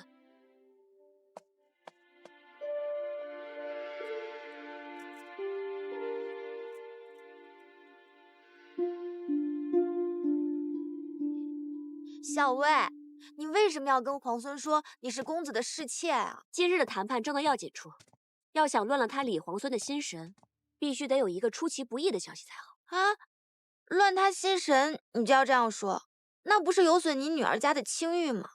你跟公子之间清清白白，明明压根就不是什么他的侍妾，这样同外人说自己，以后还要不要嫁人了？傻丫头，这世上能娶我的男人，才不介意我这么说呢。哎，不对啊，你以前总是说这世上能娶你的男人，只怕还未出生呢，怎么今天忽然就改口了？你终于发现这世上有能娶你的男人了，是不是？快告诉我是谁啊？他是……就不告诉你，快走吧，啰嗦。哎，告诉我嘛，我想知道。建州守军认服不认人，我们崔家军既然虎符在手，那建州已然是我们的了。那你们倒是拿虎符去呀！别以为老子不知道，你们不就想要韩立吗？凭虎符进城，以韩立相协，如此就能不费一兵一卒拿下建州城。并州城已经是你们的了，靠着韩立有何用处？那你们就把挪寇的军粮统统还给我们镇西去。今日也该有个结果。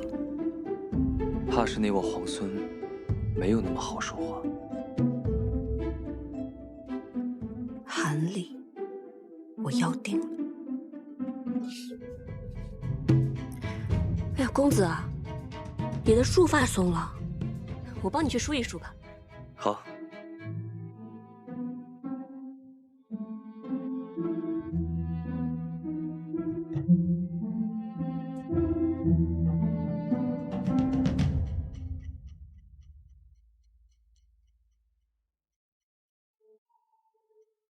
石七郎，其实关于崔家军的何校尉，有句话我不知当讲不当讲。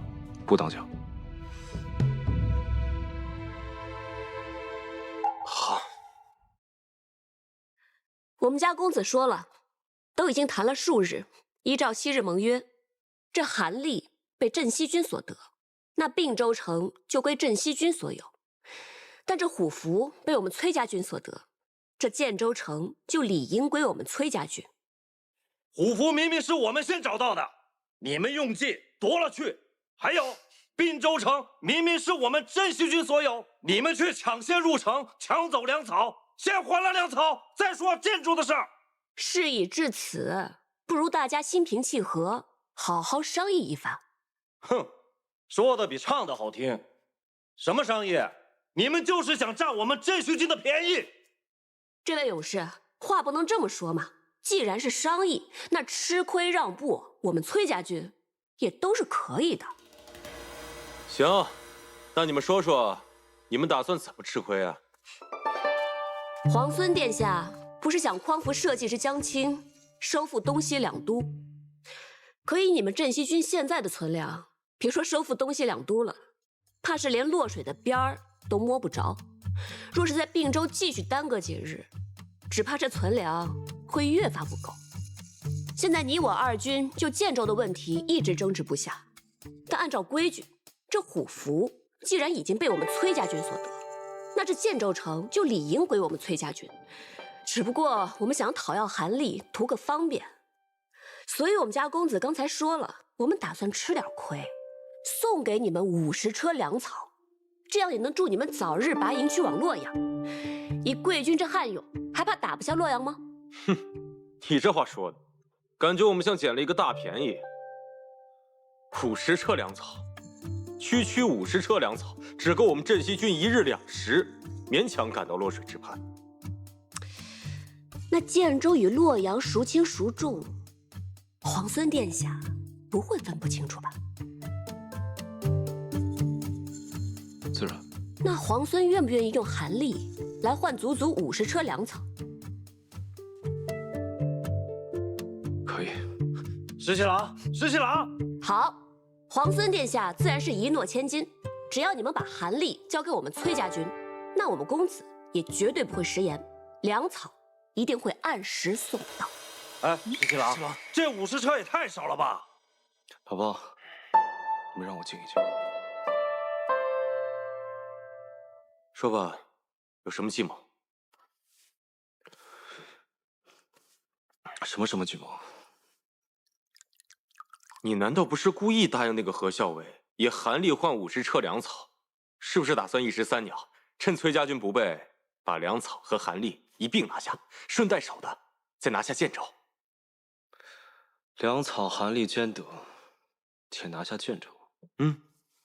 有好法子吗？现在不应该是你胸有成竹、早有预谋的吗？不然你为什么那么轻易就答应那个何校尉这么苛刻的条件？我有一个朋友，啊，我这个友人，他看中了一个姑娘。等镇西军交出韩立之后，让左营带着韩立跟虎符立刻拔营前去收复建州。还是我亲自去一趟吧。不用，眼下有了韩立跟虎符，建州城必定是手到擒来。反而现在洛阳才是最棘手之处。我猜测李逆拿到粮草之后，一定会直指洛阳，我们一定要抢在他的前面。那你这个友人是咱们镇西军中的人，还是你京中的旧识啊？摇什么头啊？说呀！这个姑娘，她不该喜欢。不该喜欢？哎，她难道喜欢上了醉红楼的清官人？哎，其实也无妨，只要这个清官人品性善良，也无所谓的。不是，那是什么？你说呀！他好不容易看上一个人，可偏偏那姑娘已经是别人的侍妾了。哎，石七郎啊，石七郎，我算是明白了，你今日如此反常，是因为这件事儿。什么如此反常？我哪里反常了？我说的是那个友人。行，那咱们今日就说说你这位友人。现在国难当头，他还想着情爱小事，他将此事告知于你，说明他心中耿耿于怀，日后肯定还会去纠缠的。倒也不是。哎，行了，他明知道此人有了夫婿，还暗中觊觎。石青郎，我告诉你，色令智昏也。其实你不用说了，石青郎，我劝你早日和你这个友人一刀两断，否则你不怕近墨者黑，有一天你也喜欢上别人的妾室吗？十七郎，三思啊！啊？哎，今日李皇孙如此失魂落魄，就这么轻易答应了咱们，也不知道发生了什么事。谁知道呢？那我就让陈醒去安排粮草了。哎，等等，我又想到了一个计策。如果到时候他们的人比我们先到洛阳，我们在附近，然后……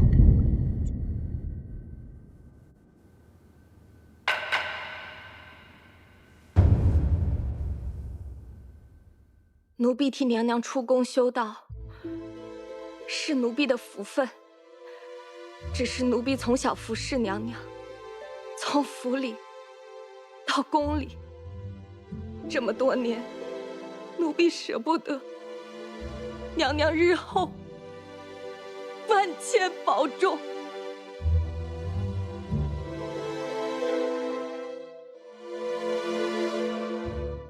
修道是好事，替我积福，也替你自己积福。我身边还有锦娘，不用挂心。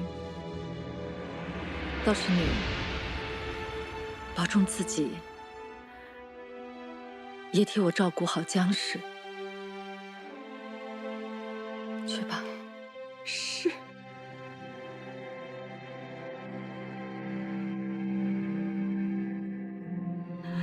娘娘放心，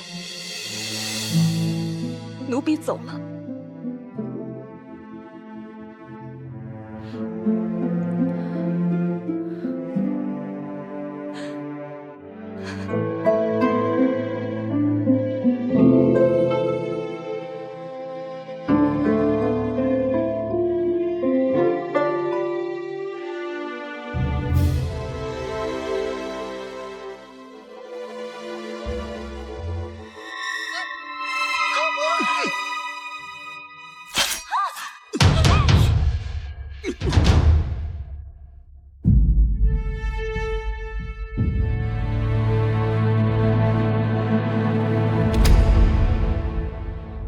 大都督，都办妥了。好，去跟夫人说一声，就说我已经替她出气了。可萧妃娘娘那里万一知道了，她是个聪明人，必然会以为是郑国公派人杀了那几位宫女，替魏国夫人出气的。可万一萧妃娘娘想不开，不肯罢休闹僵起来，岂不是对郑国公不利？哼，不过是几个奴婢而已，杀就杀了。我也说过了，他是个聪明人，他不会因为他们不识大体，以卵击石。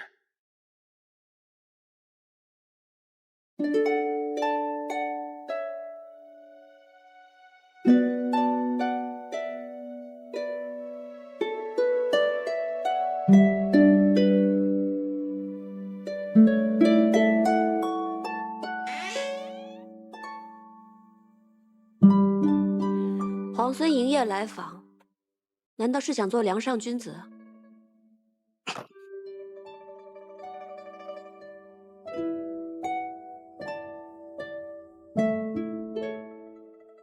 你到底是来做什么？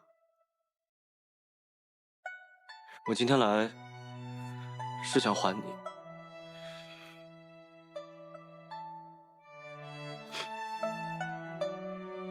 还我什么？我来是想向你解释，白天是我误会了，我以为护腕是你送的，言语间多有冒犯，还请见谅。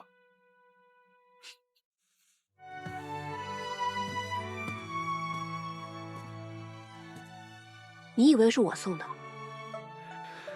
是，后面才发现是顾家小姐送的，不过我已经将护腕还给她了。你以为是我送的，所以带着很喜欢，后来却发现是顾家小姐送的，就还给她了。你是想来告诉我这个？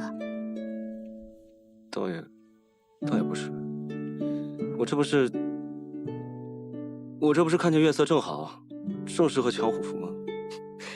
这回你可猜错了，虎符不在我这儿。我知道。你既然知道，还来这干嘛？我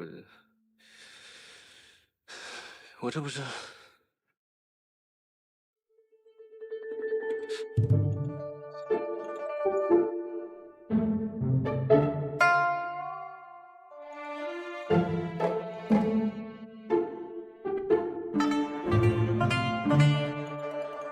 小伟，你睡了吗？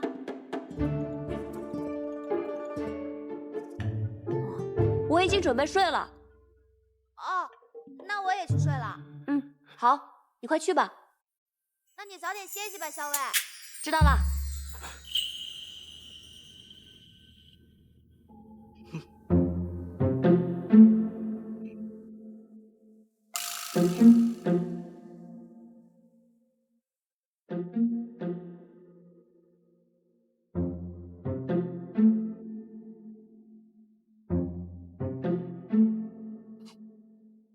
你捂着眼睛干嘛？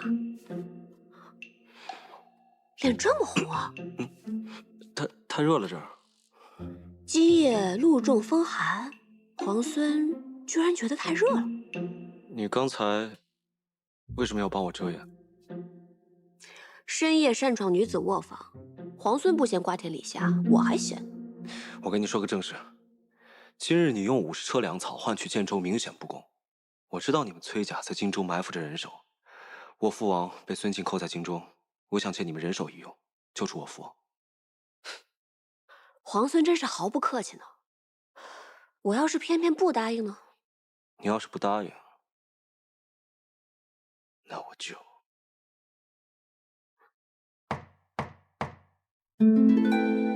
阿莹，你睡了吗？我刚睡下。我有要事要同你商议。好，我来了。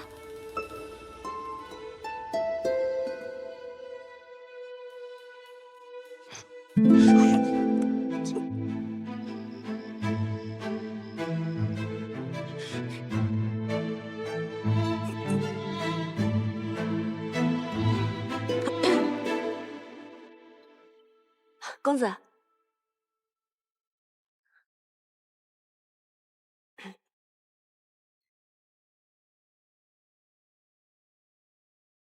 公子，是不是哪儿来了军报啊？其实也没有什么要紧事，只是我听桃子说你未用晚膳，所以才过来看看你。不过我见你气色还挺好的，看来是我多虑了。不过下午点心多吃了点儿，晚上就没什么胃口。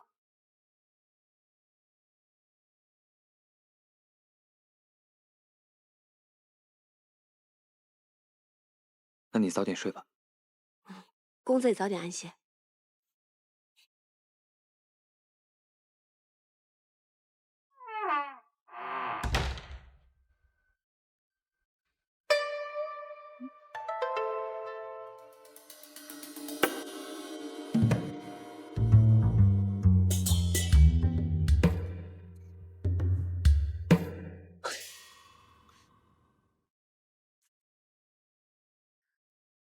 都打听清楚了，圣娘和江氏的骨灰都被扬在了城外。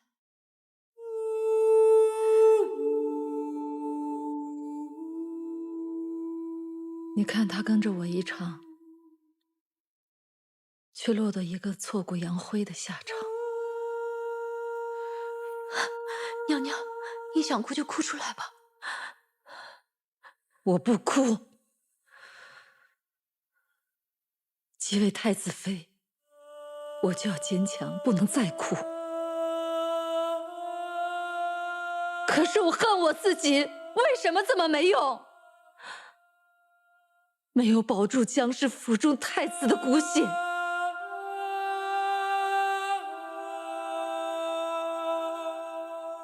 若有一天我到了地下，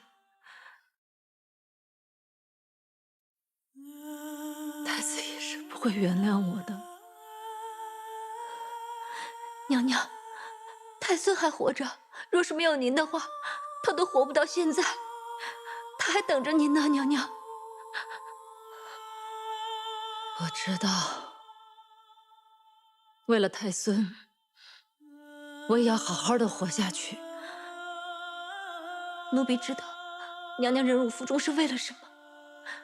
师娘她也知道，她走之前跟奴婢说，她跟随娘娘死而无憾。锦娘也是，只要娘娘一句话，锦娘就是即刻死了，也欢天喜地，死而无憾。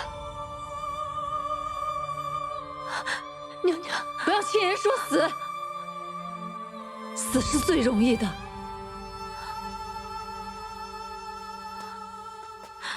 太子薨逝时，我若拿一把刀一抹脖子，那是最容易不过了。世人还会赞我一身贞烈，可我心里明白，我不能那样做，我得活下来。我还要好好的与孙敬周旋，也许我还能找机会保住太孙，我还能找机会见机行事，助我大禹王朝光复。娘娘心里苦，奴婢都明白。你说，玄泽这个孩子是不是又长高了？韩畅带着他东躲西藏，也不知道今晚能不能吃饱，能不能睡个好觉。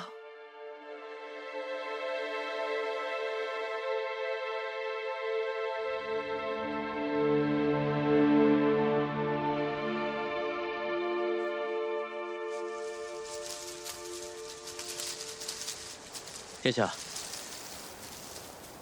喝口水吧。韩将军，之前咱们不是商量过假扮成叔侄行路吗？将军叫我阿泽便是了。太孙身份不同，此处四野无人，该守的礼还是应该守的。殿下饿了吗？不饿。韩将军，母妃有来消息吗？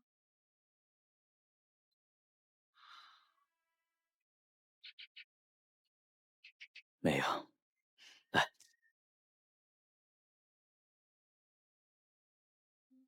太子妃心性坚韧，忍辱负重。若不是她机敏安排，我和太孙也难逃过孙敬的搜捕。如今行路既远，太子妃处消息断续，也是常有之事。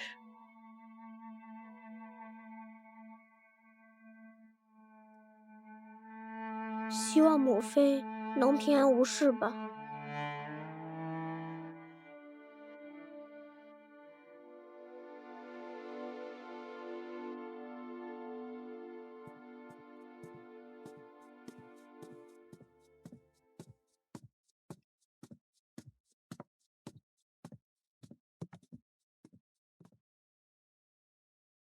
见过皇孙，不知皇孙相邀，所谓何事？同在这并州城，军事纷扰，还未与公子言谈一二。今日备了份薄酒，想请公子前饮几杯。我素来都不饮酒。在下有事相求，请公子赐个薄面。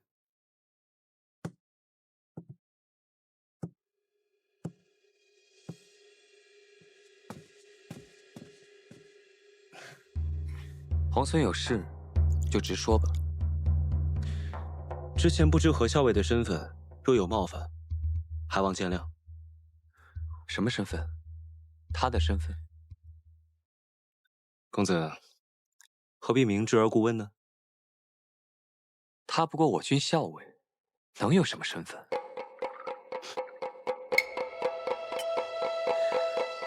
公子不必隐瞒，我什么都已经知道了。只要公子答应帮我这个忙，我便会保守这个秘密，绝不会让旁人知道。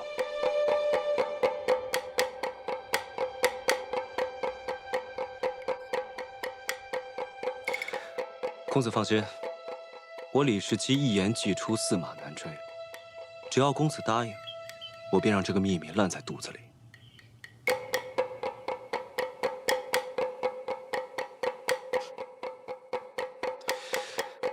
你不会是想杀我灭口吧，公子？你们崔家军虽然势大，但我们镇西军也在并州。公子能得手吗？皇孙说笑了，大家都是秦王之师。皇孙说吧，你究竟有何事需要我们崔家相助？但说无妨。我的父亲梁王被孙敬扣在了荆州，我知道你们崔家在荆州埋伏着好手，只要公子鼎力相助，我就必能救出父王。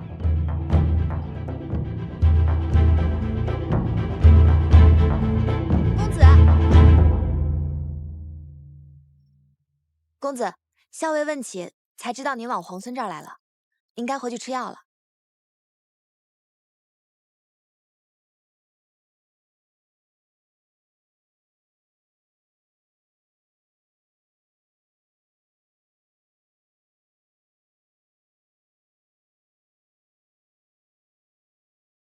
哎，我说石七郎，你不说今天要摆鸿门宴吗？怎么这么快就摆完了？你说这个崔公子是个什么样的人啊？看着斯斯文文，像个公子哥，还真不像个能带兵打仗的人。是啊，他这么一个文静孱弱的人，竟然能从瀛州至此，还打下这么多城池，你说这奇不奇怪？崔乙的儿子应该不会差吧？崔乙那可是当朝的名将啊！以孙敬、裴大将军早先并称国朝三杰。那你说，何校尉是什么样的人？这个我还真看不透。你是知道的，我沙场摸爬滚打10几年，什么样的人我没见过啊？可这样的人我还真没见过。你说她是个女人吧，她却心狠手快，智谋百出。哎呦，我还真琢磨不透啊。所以我总觉得，这个何校尉身份不简单。他说的每一句话，也不知道有几分能信。对了，石七郎，大军已经准备好开拔，咱们并州的布防也准备妥当，什么时候出发呀？越快越好。校尉，我赶去的时候，公子脸色甚是难看。无妨，公子已经把李逆说的话原本都告诉我了。李逆这个傻仔，竟然出言讹诈，想一箭双雕，既想诓骗出我真实身份，又想骗公子答应他救出梁王。幸而公子没有上当，不过这个李逆已经开始起义了。幸好你已经劝公子早早开拔，陈兵落水。那这儿的东西我先收拾吧。嗯。校尉，这风车咱们还带走吗？扔了吧。真的扔啦？扔了。哦。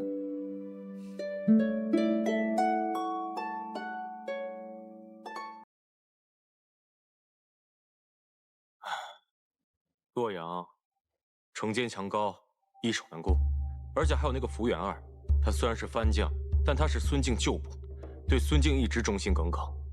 所以石七郎，攻城是下之策。而且我们的左近还有崔家军虎视眈眈，万一我们攻城失败，将会腹背受敌。洛阳城也并不是没有破绽，孙敬的内弟郑国公不是在洛阳城督战吗？此人志大才疏，又素来与福原二不和，我看他就是洛阳城最大的破绽。石七郎，洛阳城中派出密使，想见你。请。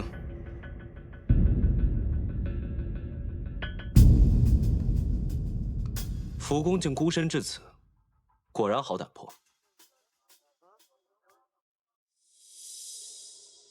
皇孙过奖了，福某无他，为胆壮儿。哈哈哈哈哈！哎，你必是裴县的小儿子吧？想当年我和你爹一起领兵征伐翼罗的时候，你还在吃奶呢。福公10几年前征伐翼罗时，单枪匹马连闯王帐，直取翼罗王首级。李逆当时年幼，只是当故事听听。如今得见真人，方知福公神勇，确如故事一般。老了，不提当年勇，17郎才是少年英杰呀！前辈面前，怎敢谈英杰二字？请。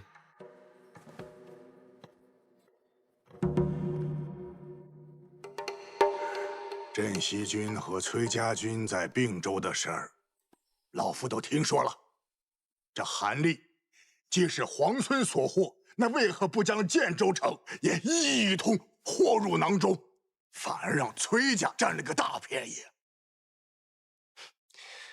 我们镇西军不像崔家军这么财大气粗，所以只能拿建州换取粮草。我也是无可奈何。皇孙就不想出口恶气，把那崔家的粮草辎重夺过来？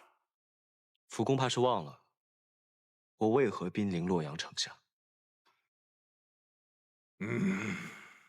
皇孙想要洛阳，福某心知肚明。只是眼下镇西军缺少粮草，人困马乏，强攻洛阳，不过是突然替崔家军做嫁衣。这顿亏，皇孙还没吃够。这世人皆道福公勇猛无仇，没想到这离间计用的也是如此高明。虽是离间，也是实情。皇孙此刻不出手，难道就放任他崔义势大，一路坐收渔翁之利，终成心腹之患？难道他崔义就比大都督还更好相与啊？福公有话，不妨直说。眼下两军压境，福某深受大都督私恩。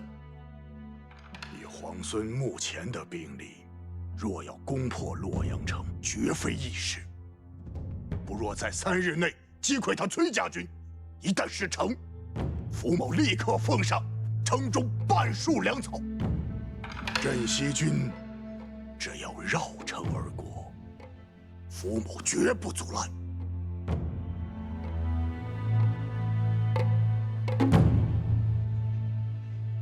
皇孙不妨考虑，明日给我答复不迟。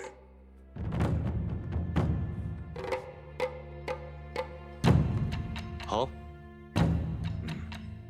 老夫先告辞了。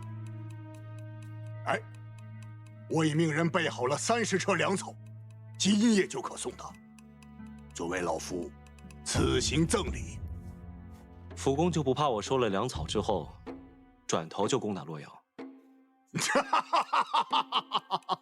？30车粮草，老夫还送得起。告辞了。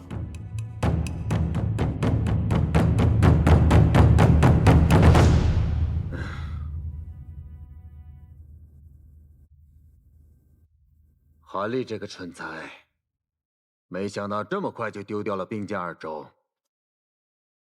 我还以为他经营多年，起码能耗得镇西军大伤元气，没想到他中看不中用。镇西军和崔家军联手，韩立自不能敌。如今镇西军必然剑指洛水，咱们对百越的大军是不是暂时先撤回来一些？南征百越是开疆辟土之大事。李氏玉朝100年来，数征百越皆大败而归。若是我能够平定百越，便可让天下应服。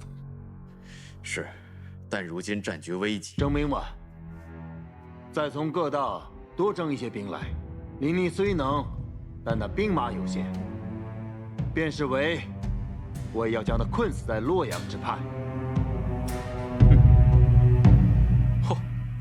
还是西域的葡萄酒啊。石七郎，你说这个福原二，那真的就是老谋深算。这招离间计用的是光明正大，我们连反驳的余地都没有。唉，这福原二，此等大将，有勇有谋，却只对孙敬忠心耿耿，真可惜。石七郎，你说他刚才说的话，几分真，几分假呀？明早给福原二回个信，就说我答应了。什么？你答应他要去打崔家军？再替我给崔家军也回个信。你又要干嘛？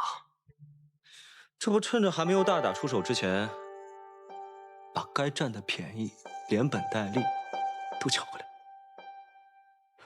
国公，你不能！我是郑国公，你都给我滚开，狗奴才！国公，我要见福原二。国公，好你个福原二，目中无人，悖逆狂妄！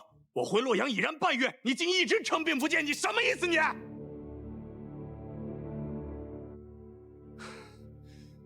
我已然得到密报，说前几日你独自一人前往镇西军大营，私会了李逆。说，你是不是背着大都督与李逆有什么勾当？没错，3日前，我确实去了镇西军大营，还见了李逆。哼，好，既然你都招认了，那就快快交出帅印吧！啊，傅老将军，你可是手握着洛阳军政大权，万一和李逆有什么里应外合的话，岂不是对大都督不利？哼，帅印那是大都督亲手，除非大都督亲至，否则我是不会交出帅印的。巧言令色你！我见李逆是想逼迫他去打崔家军，两军现陈兵落水，若是联手，这洛阳城就凶险得很呐。最好的法子就是让李逆去击溃崔家军。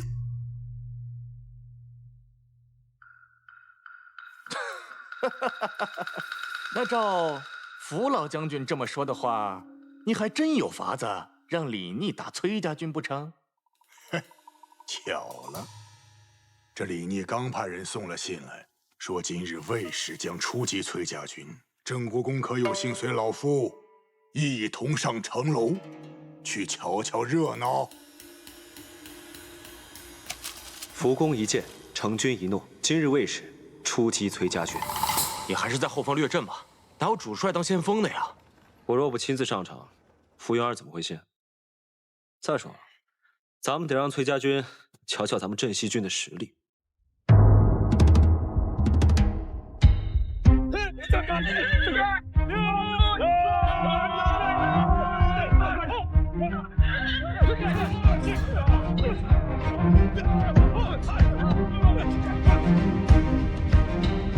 报！镇西军已全数而出，杀向崔家军。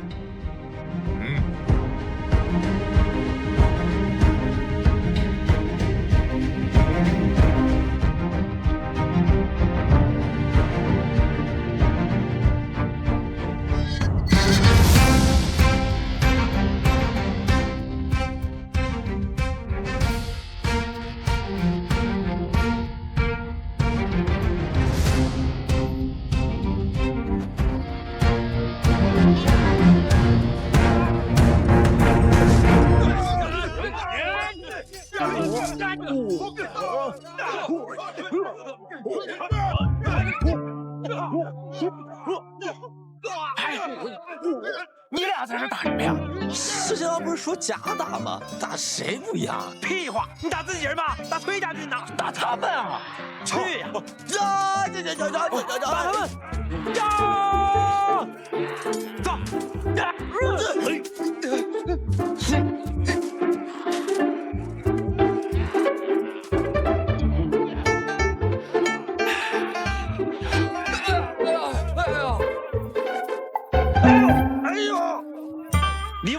态啊你啊！竟敢踩你爷爷的手！哟，你不是死了吗？诈尸呢？原来你们镇西军都是这种欺软怕硬、只会诈尸的死辈。臭小子，看爷爷今天怎么收拾你！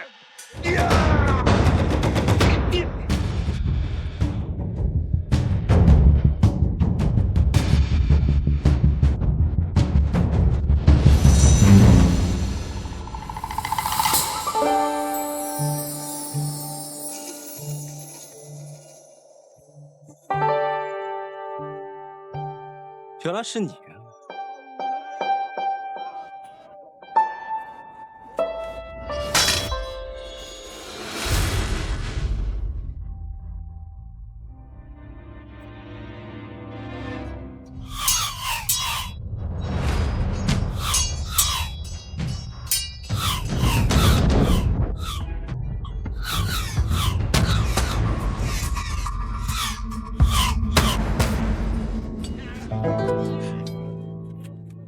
我可又救了你一次啊！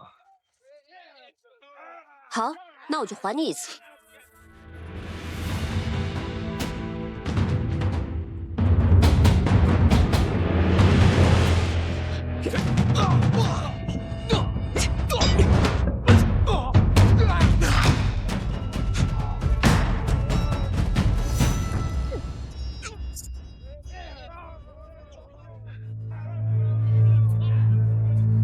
这些人为何要杀你？这些人虽皆是面生之人，又极力遮掩，但我心中有所猜测。十七郎，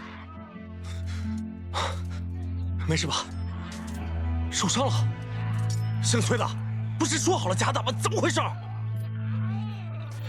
我看交战到这儿差不多了。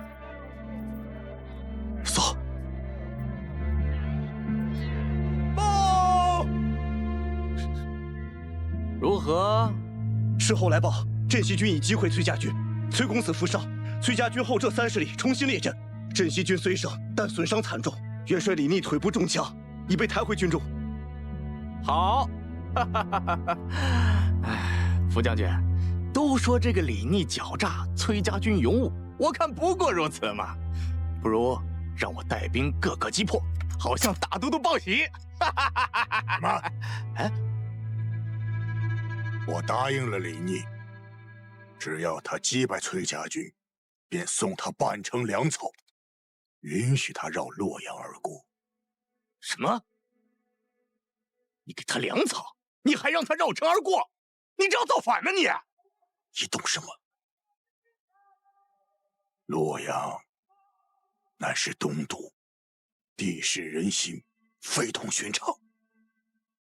眼下洛阳城中虽然是兵力粮草充足，但若是崔家军和镇西军联手攻城，亦或是围困洛阳，断绝粮道，岂不是置京都、置大都督于危险之中？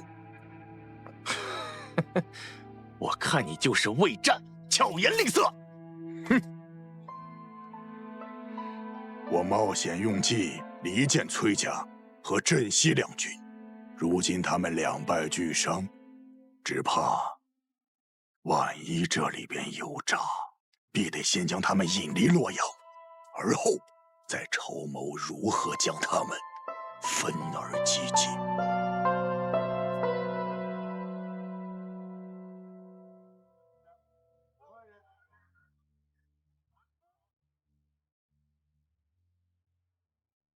疼吧？不疼，就是蹭到了。阿莹，你怎么受伤了？公子，没事儿，我没受伤。没有伤到就好。公子，崔家军的人，有人想杀我。不对，刚才我戴着面具，他们以为我是你。是有人想杀你。那你觉得是何人所为？崔家军中的人能一直这样不遗余力地针对你我，还能有谁呢？看来这个崔丽隐忍多年，终究是忍不住了。公子放心，我会有办法，让他掀不起风浪来。石七郎。哟，石七郎，今儿叫我来，不喝酒了，改喝茶了？以茶代酒，千饮几杯。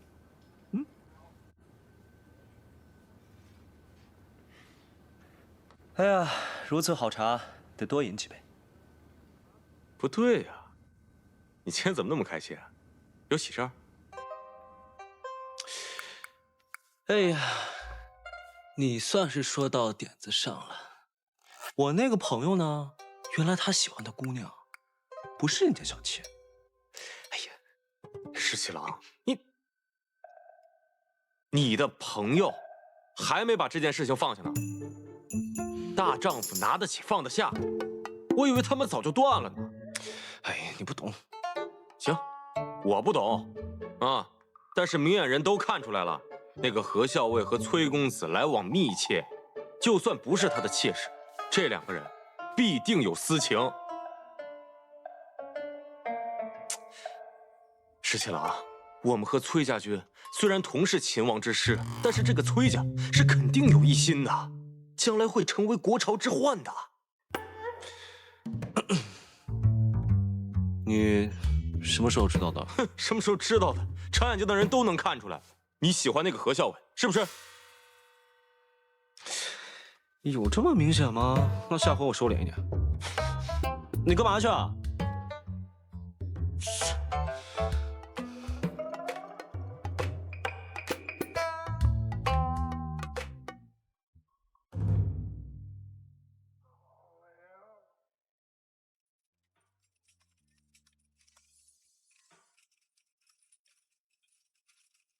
小伟，吃饭啦！吃饭啦！桃子，帮我把最毒的毒药拿来，沾唇即死的那种。你要毒药做什么？去拿来就是了。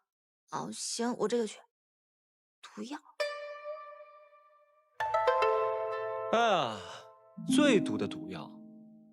怎么，何校尉知道我来了，想杀我灭口啊？皇孙受了伤，不在营中休养，到我这来做什么？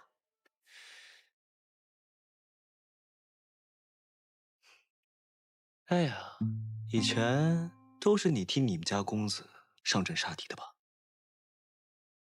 当然不是了，今日公子身体不适，我才替他上阵。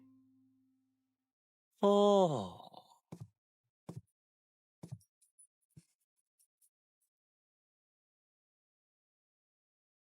我都已经知道了。知道什么？我知道了你的身份。知道我什么身份？我知道你的身份其实是……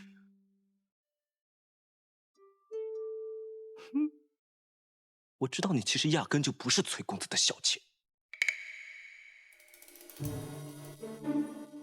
我就不是，那又如何？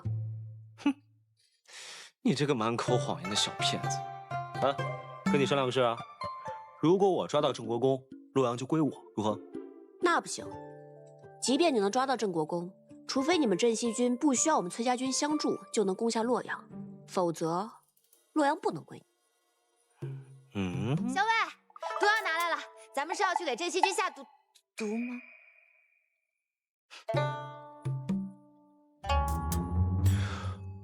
回头再跟你聊聊这件事。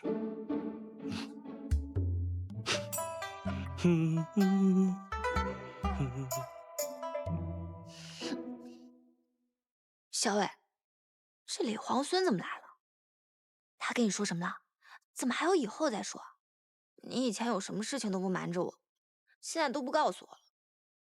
这毒药还用吗？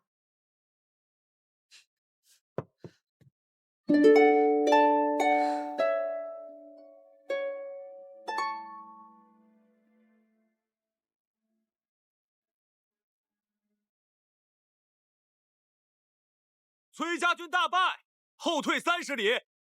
昨日一战，不负辅公所望。这仗打得漂亮，不愧是你阿爷的好儿子。辅公过誉了。昨日一战，皇孙受伤，今日不能前来，特意叮嘱我谢过辅公的粮草。福某说话算话，答应给他的粮草，就一定会给他的。那就谢过辅公了。转告李逆，让他好自为之吧。是。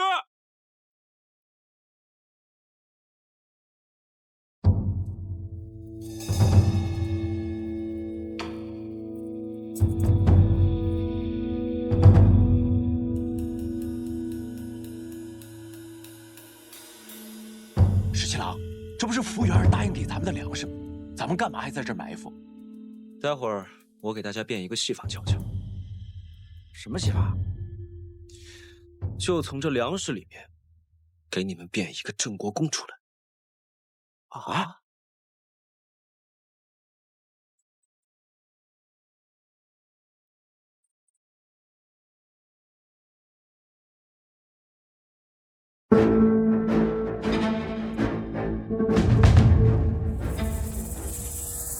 出！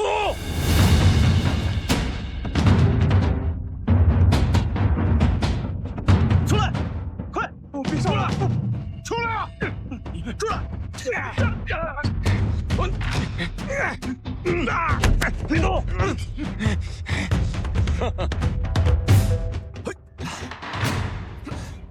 裴将军啊，这够吃多长时间啊？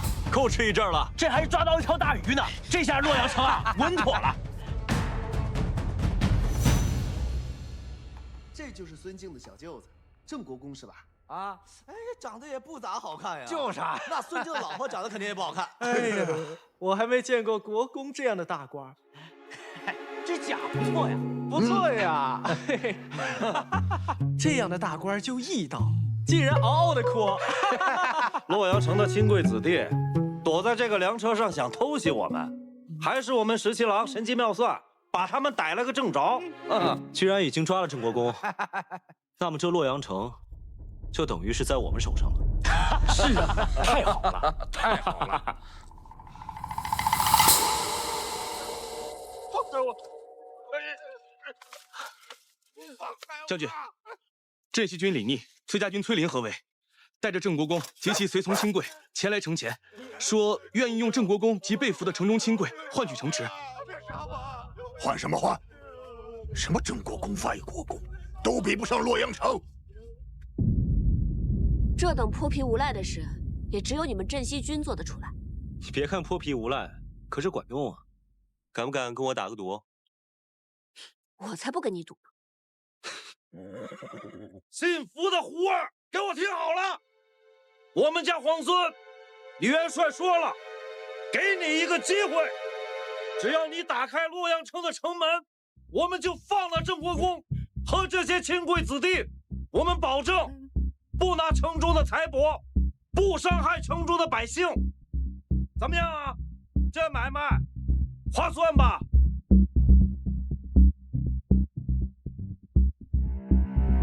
郑国公可是孙敬的内弟，你要是不救他，孙敬那个大都督是不会放过你的。你还不如……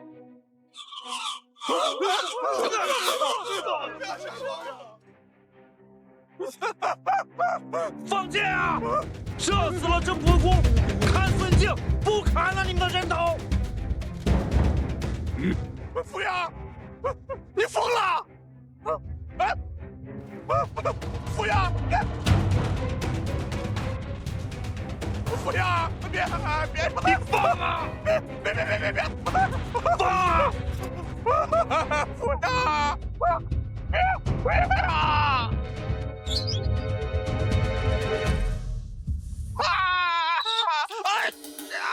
服务员，你这个混蛋！服务员，你给我往死找点！城里的千万人可都看着呢，大都不会放过你的。剑法不错呀，要是再偏一点，射中郑国公的心口，那可就不好用了。我已经派人进攻应州，不能再让崔乙那个老儿坐享清福了。哼，大都督好一招围魏救赵啊！如此，崔家军必得放弃洛阳，持救营州，就剩下镇西军，孤掌难鸣，叫好个个击破。传话给福元，郑国公贪功误国，死不足惜，叫他不要顾虑，坚守洛阳为上。是。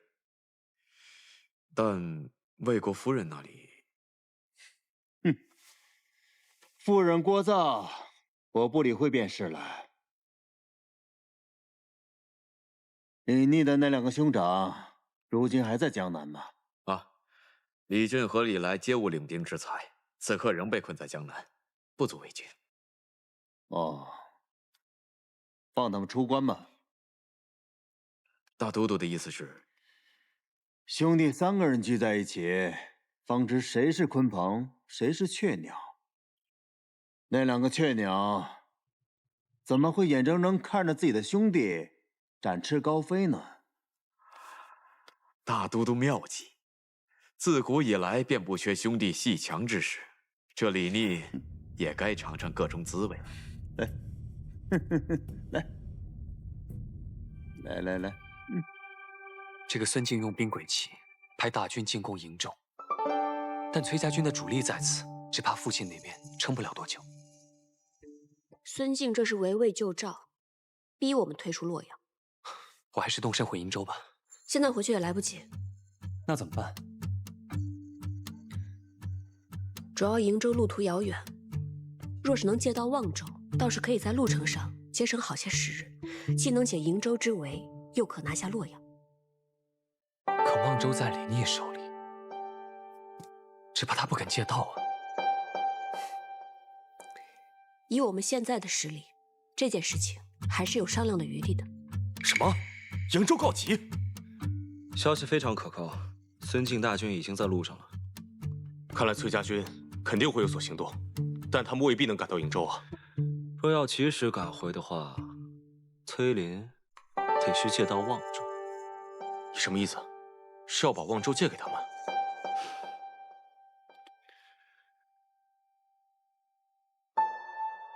我等他们来还。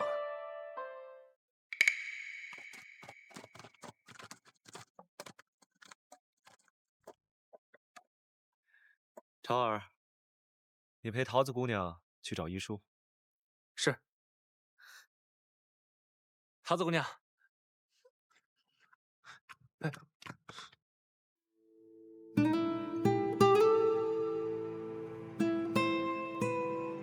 东都之壮阔，唯登高可见。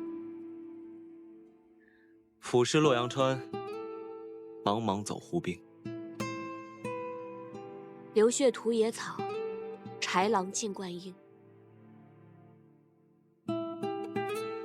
皇孙借太白的事，是在暗讽何人？我只是呼声感慨，穷极壮丽的东都，如今一卷入战火，岁无宁日，不知何时能歇。皇孙自起兵以来，便知道，这烽火连天，白骨万千，只有以战止战，方才可天下太平。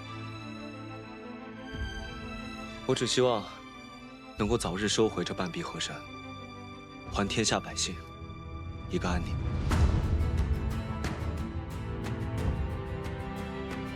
我也希望。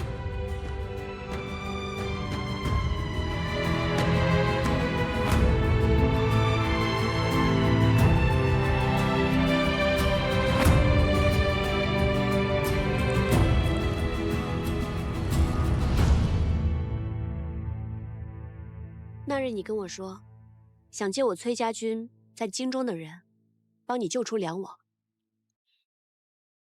不是不行，但你得先赢了我。听你这口气，又想出什么花招？那皇孙愿不愿意跟我来赌一把？知道皇孙谨慎，那赌注就由我来说吧。如果我赢了，你要让我借到望州；如果你赢了，那我崔家军便帮你救出梁王。听上去倒是挺公平的，怎么赌？怎么赌？其实很简单啊，你闭上眼睛，我从1数到10，在数到10之前，如果你忍不住睁开了眼睛，那你便输了。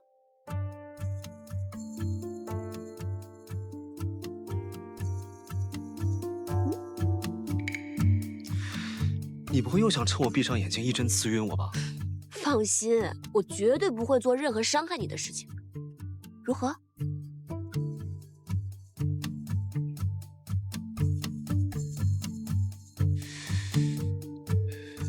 读。不过呢，我要自己来数数。就算你一针刺过来，我也绝不正面。好，那你闭上眼睛，自己数数吧。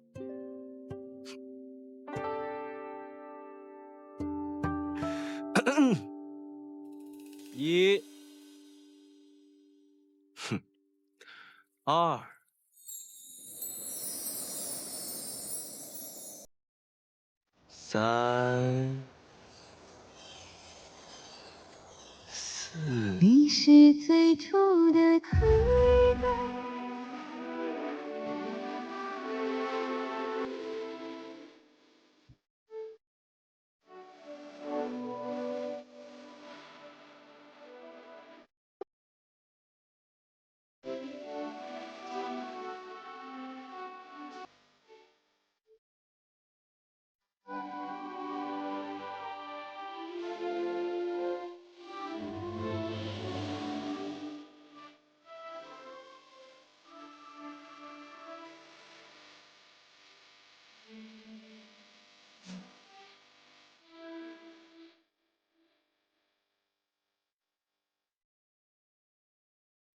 你输了。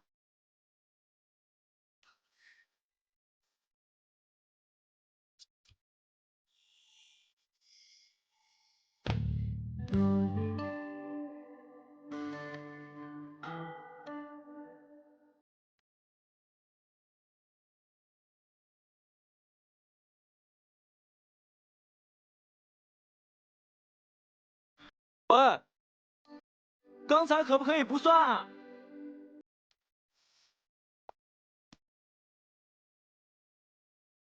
刚才可不可以不算啊？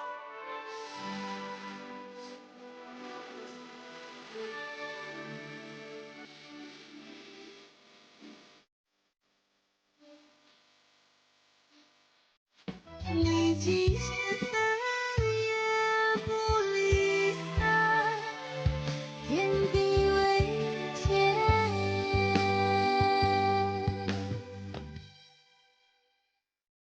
道长，我听说太清宫藏经阁内有一本医书，乃是孤本，能不能借阅一览？祖师爷立下的规矩，藏经阁中的书从来不外借。道长，我愿意诚心为观中挑水洒扫，只请道长能够允许我入阁借阅。挑水洒扫都是重活，你一个姑娘家，道长，我愿意帮他挑水。道长，我也愿意帮他洒扫。道长，我也愿意帮忙，还请道长行个方便。那烦请二位去挑水，烦请你们二位去洒扫藏经阁。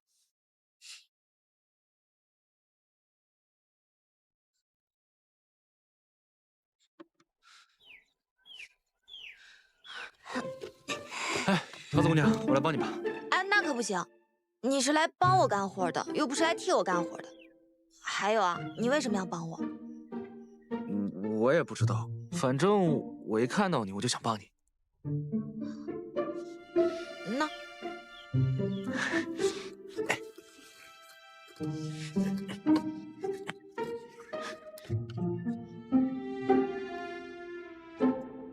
看二位的模样，都是读书识字之人，还请二位在洒扫时爱惜书籍。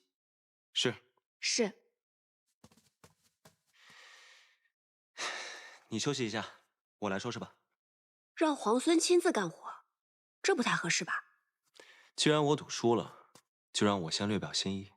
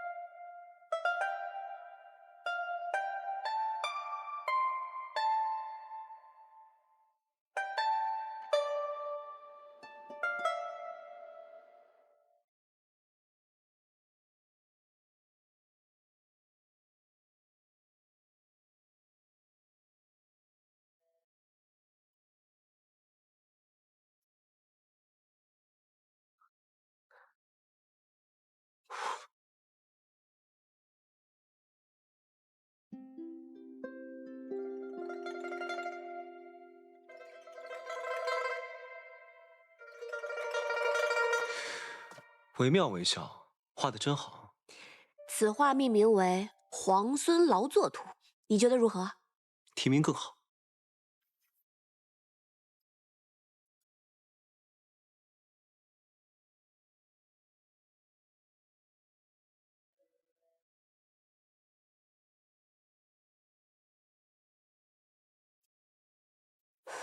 想必这是要赠予我了。哎，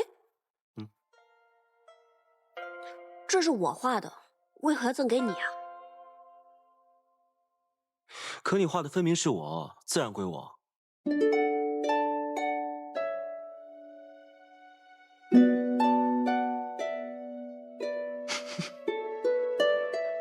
你笑什么？没什么，你在笑我什么呀？没什么，不能说。你快说，你在笑我什么？要是我说了，你不许生气啊？你先说来听听啊。你呢，将我放在你胸口，日日夜夜这么带着，思念时还可以拿出来看一看，我自然高兴，我一高兴就笑了。油嘴滑舌。哎呀，多谢强赠。你这个人真是无孔不入。好了，我们说正事吧。既然你赢了赌约，那我依约让你借刀望州。只是，你如何才能答应我救出我父亲？那你不妨考虑一下，帮我攻下洛阳。好说。皇孙就这么有把握，已经可以攻下洛阳了？首先呢，你我联手陈兵洛阳城下，就已经有了5分胜算。郑国公被擒，7分胜算。福云儿虽然悍勇，但他并不明朝中的政局，更不知那些世家的打算。9分胜算，这都已经有了9分胜算了。这个洛阳城不尽在掌握之中吗？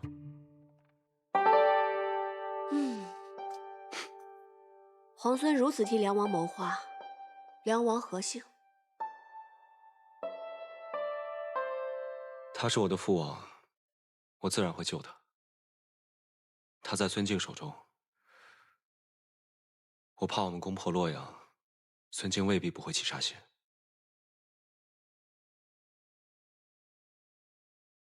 那不如置之死地而后生。置之死地而后生。傅云儿假借大都督之名，是绝对不会救我们家郑国公了。只怕诸位府中的主人，傅云儿也是不会救的了。那要怎么办？那怎么办呢？傅云儿是不能指望了，我们必须靠自己把主人救出来啊！这话说的对。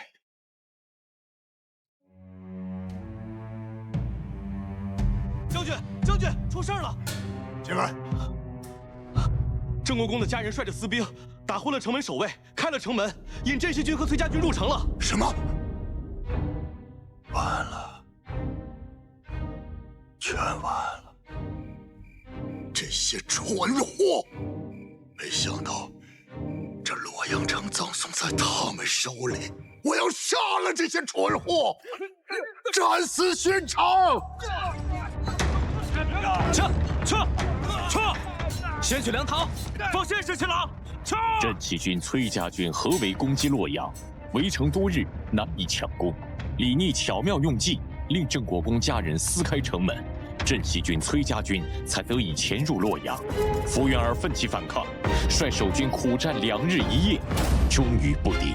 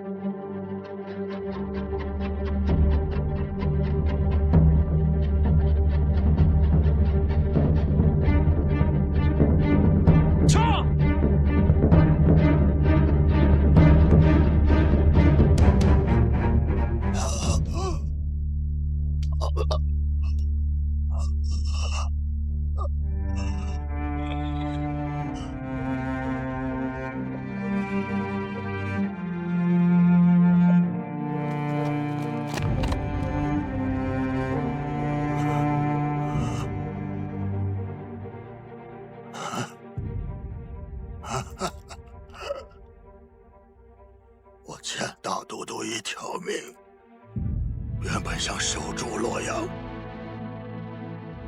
来换这条命，没想到洛阳一失，看来今天我真的把这条命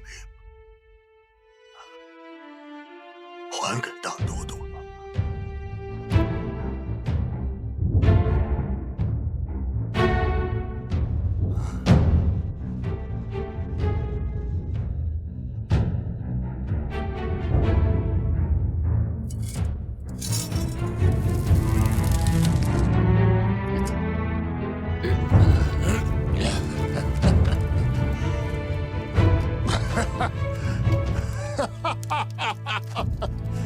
很好，很好。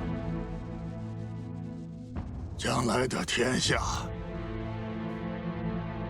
就是你们这等少年英杰的。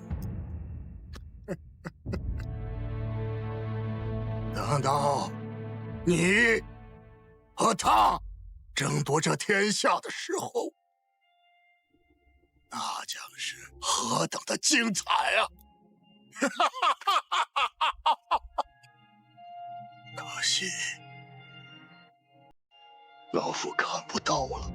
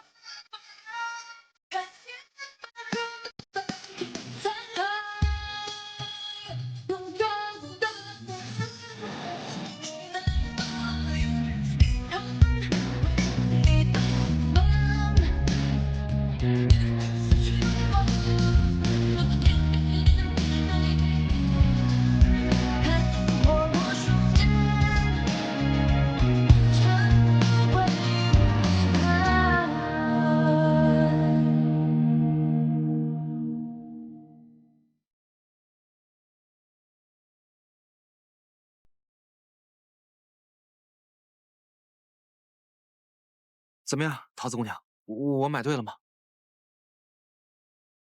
小薇让我给皇孙殿下配的假死药可是复杂的很呢，要是找不到所有的药材的话，这药可就配不出来了。这里面还差着好几味药呢。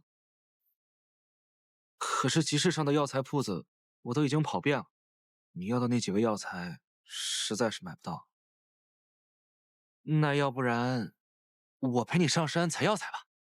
那我前些时日呢配置了一副毒药，只要人沾到身上啊，就会奇痒无比。我倒是把解药给研制出来了，就是苦于还没有人来帮我试试，不知道到底有没有用。那我来治。这可是会很痒的，我可没跟你开玩笑。万一我那个解药不管用，你至少会痒上3天3夜的。没关系，桃子姑娘，我相信你。行，那就这样。既然你都帮我试了解药，17郎要的药材我一定尽快给你配好。好。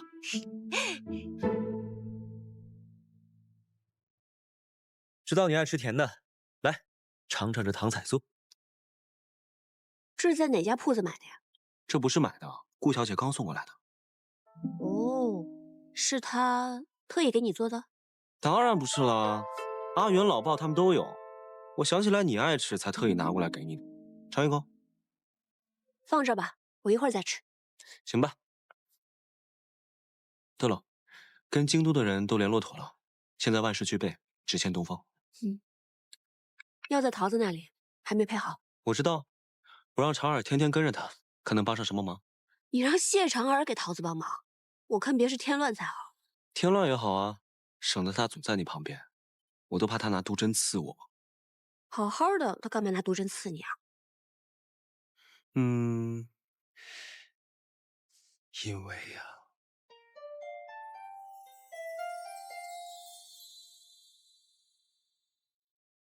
咱们拔营吧。与镇西军同处在这里十分不便，哪怕今日在外面搭营帐，也要搬出去。是。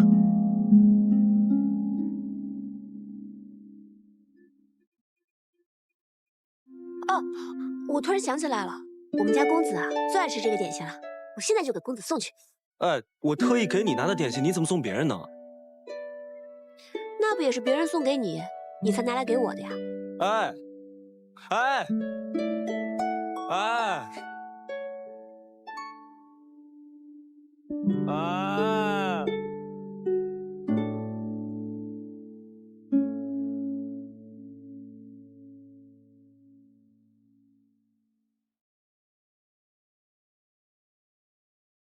大都督，镇西军和崔家军携手攻克东都，吴云儿以身殉城。崔家军进不即刻回援营州，还与镇西军联手攻打洛阳。崔毅的儿子崔林，看到往日的形势，就知道他十分沉得住气。彼时的战局，倘若是我也定会先攻洛阳，再救营州。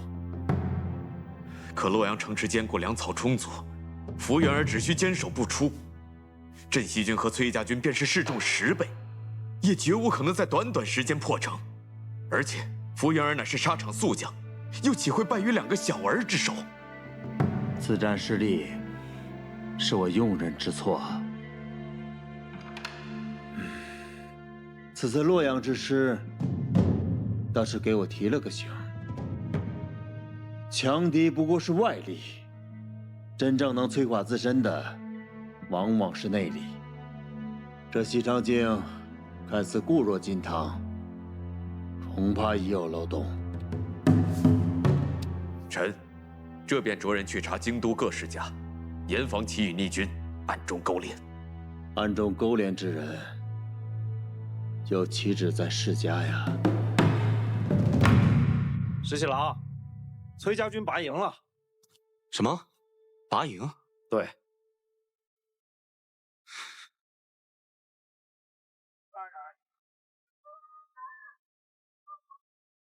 小伟，都已经收拾差不多了。我去河边走走啊，我陪你一起去。不用了，你先忙吧。好。里面东西都收快一点。是。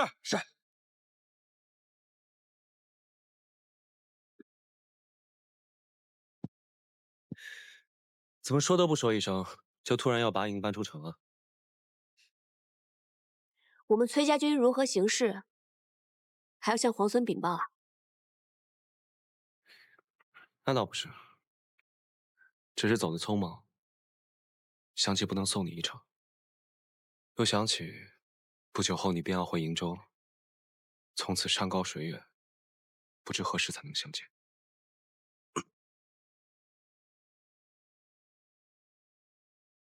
那我答应你，等我回瀛州之前，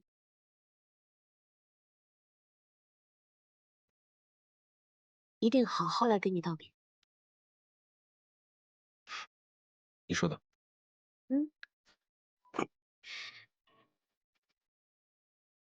这是怎么打的呀？在劳兰关，狼特别多，每一次出城遇到狼时，我们便会随手捡起一块石头来打狼。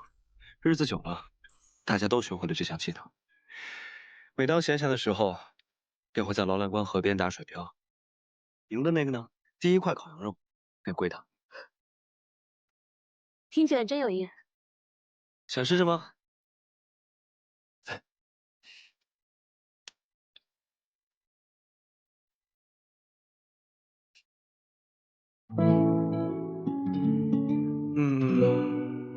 不够远，我教你。拿着。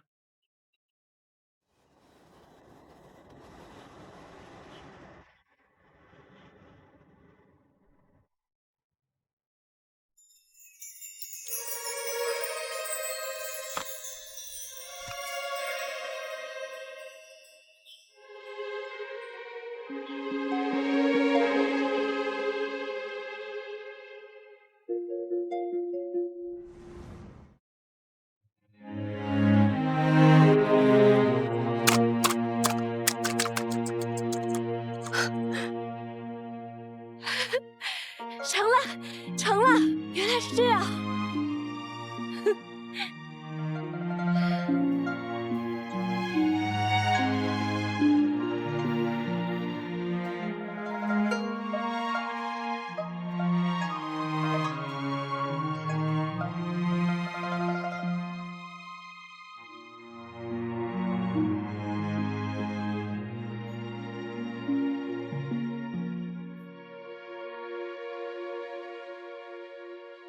石七郎，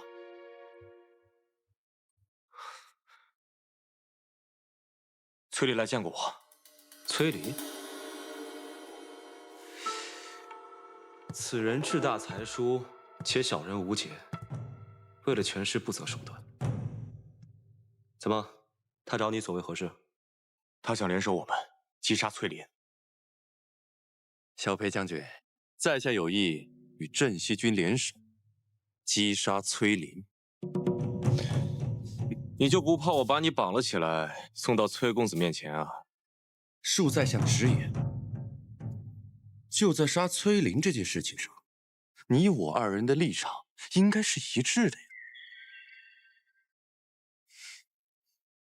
从望州到洛阳，我那个堂弟应该没少给你们添麻烦吧？如若没有他，粮草你们有了，这城池你们也早就拿下了。小裴将军，你难道就没想过斩草除根，除掉这个心腹大患吗？在下可以向你保证，等崔林死后，这崔家军由我节制，到时我一定拥戴皇孙，以镇西军马首是瞻。事成之后，洛阳由我节制，如何？张口便要洛阳，你胃口不小啊！小裴将军，这洛阳由在下节制之后，镇西军便可长驱直入，直奔的西长京。届时，你们能够击杀孙敬那个逆贼，这全天下都是皇孙的了，自然可光复大玉王朝。到那时，还会在乎区区一个东都吗？是吗？如此，便一言为定。在下斗胆，还想向将军讨一信。什么信？还请劳烦皇孙手书一封，言明事成之后，那洛阳由在下节制，如何？小裴将军，这是何意啊？崔公子想要皇孙殿下的手书，也要看能不能杀了崔林。你什么事情都没干，就想要手书，恐怕不太合适吧？啊？是，将军说的对。不如这样，在下先去把崔林的手下们给，待事成之后，再向皇孙讨要信物，这样如何？见时再谈吧。此等小人，必须告知崔林，让他提防一二。石七郎，我知道你要说什么，不过我还是想堂堂正正与他在战场上一决高下。我并不愿意看到他被小人暗箭所伤。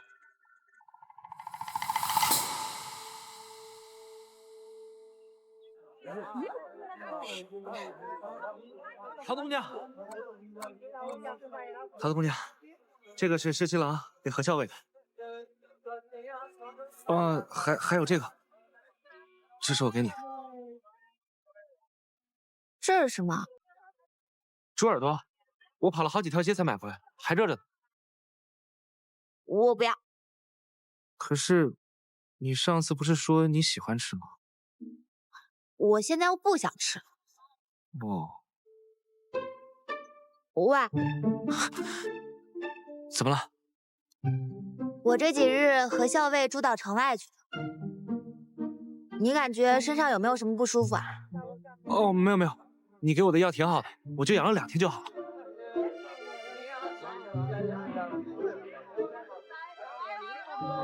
那这个给你，每日涂3次，这回的药包管离。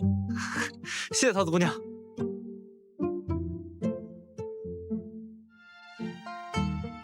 那什么呀？猪耳朵呀，本姑娘忽然又想吃了。给。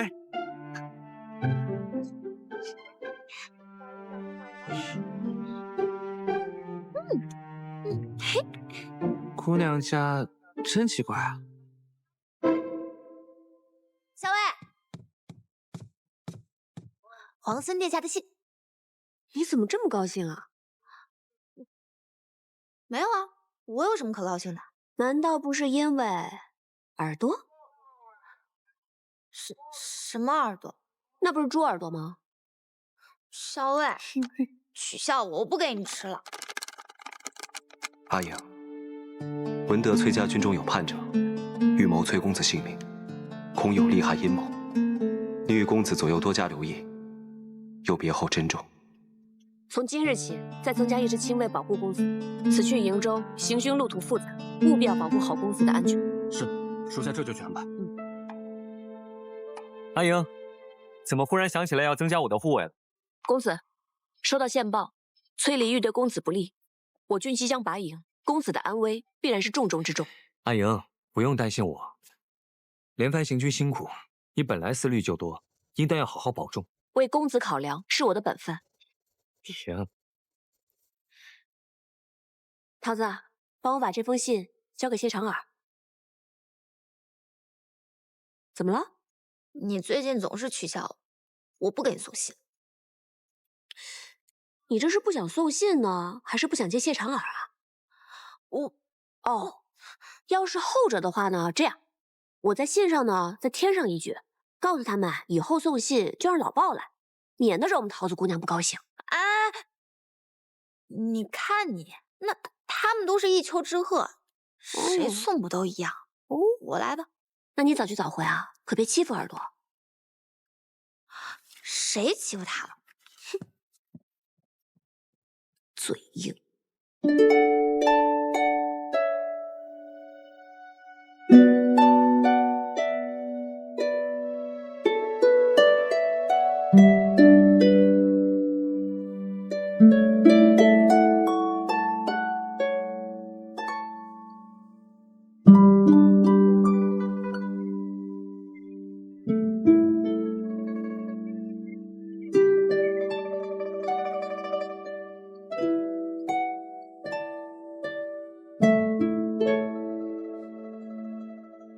皇孙这是睡着了？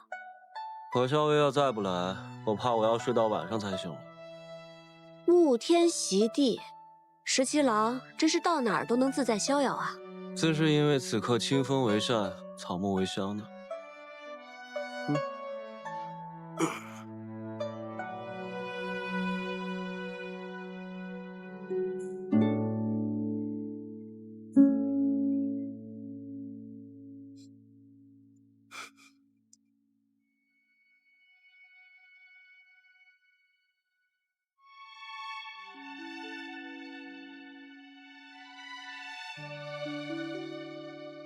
你睡着了？睡着了。你为什么要提醒我，崔离会对我们家公子不利啊？因为我提醒了你，你就定然会回心来见我。若是我偏偏就不约你见面呢？那就我约你见面呗。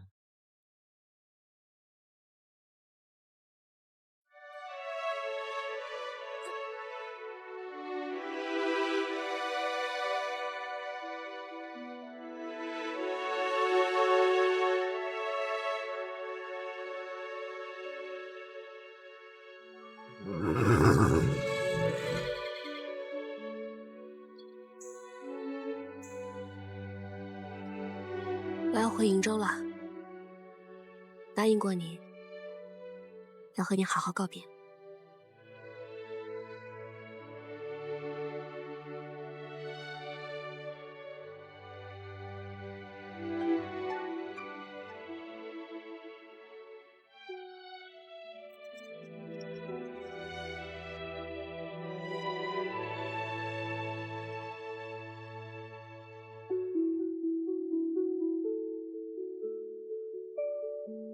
下雨了。带你去个地方。好。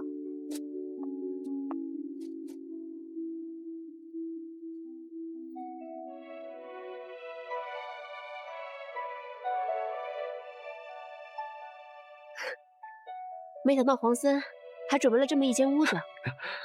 那是自然。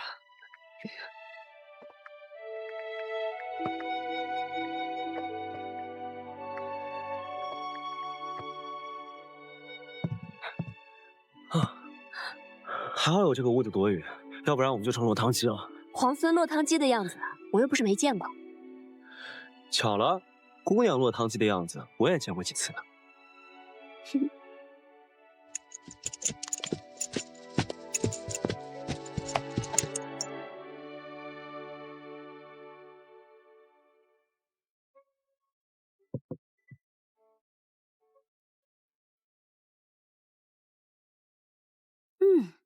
清香沁人，入口微苦，别有一番风味。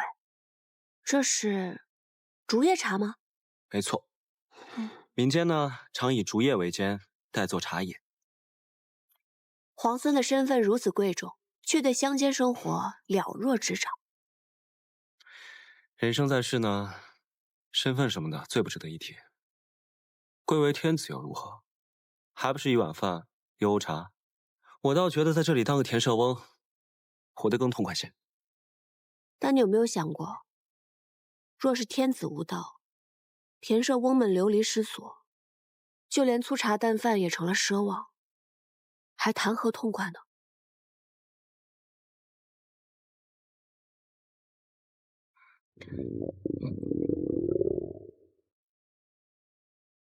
也不知道这儿有没有一碗饭，可以填饱我们田舍翁的肚子。都准备好了。这是好了。哦，这不行。我厨艺不精，如果你不嫌弃的话，我给你露两手。石七郎亲自下厨，我岂敢嫌弃啊？不过，我好像什么都不太会。哦，生火我应该行。好，就这么定了。我来看看啊。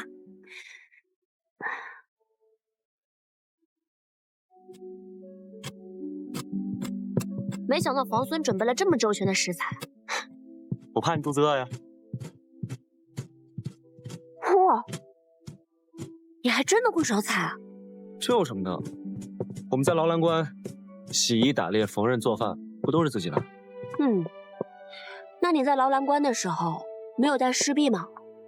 我要带侍婢的话，与我在京都王府里的生活有什么分别啊？身为皇孙，却不喜欢王府锦衣玉食的生活，倒是有趣啊。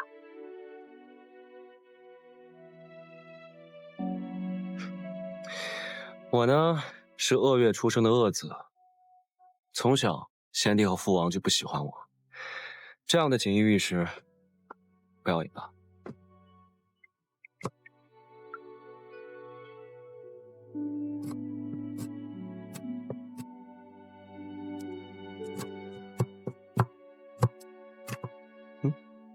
拉风箱烧火呀。好，烧火放火是我最擅长的。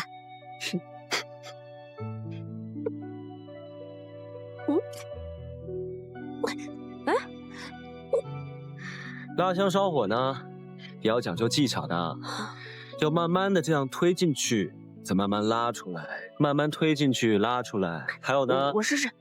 火候很讲究的，可不能忽大忽小，这样炒出来的菜就不好吃了。放心吧。来。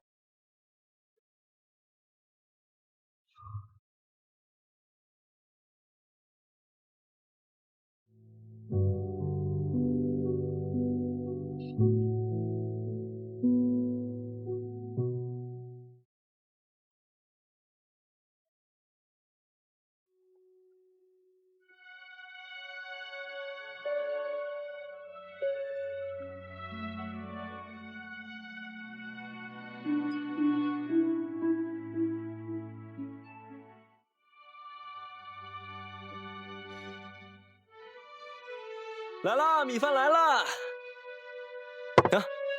吃吧。这么粗茶淡饭的，你还跑去摘野花？私事陋室，唯吾德馨。十七郎，这顿饭可是你认真做的，怎么能随便对付过去呢？菜色简陋，委屈你了。如何？好吃。那你就多吃点。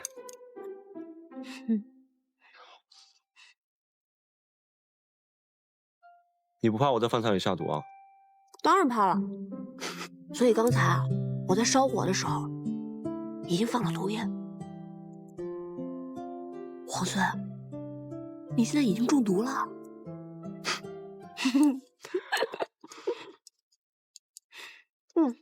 这个好吃。这才是我拿手的。这个你再多吃一点。好吃。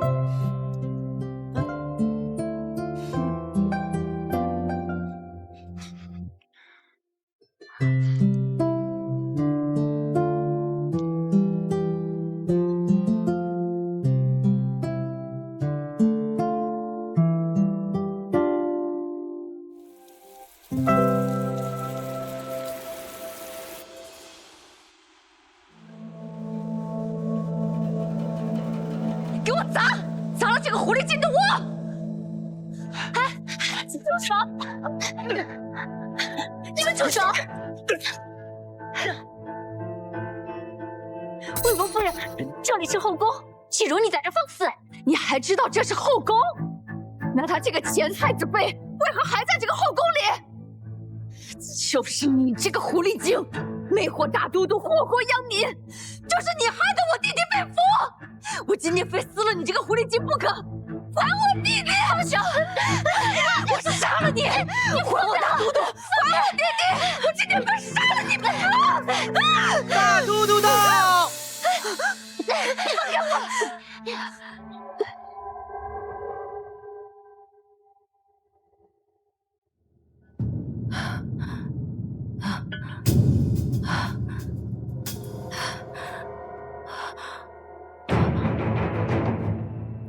来人，魏国夫人病了，扶她下去，速速请御医。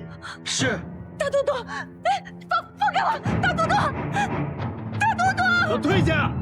大都督，如何？你受伤了？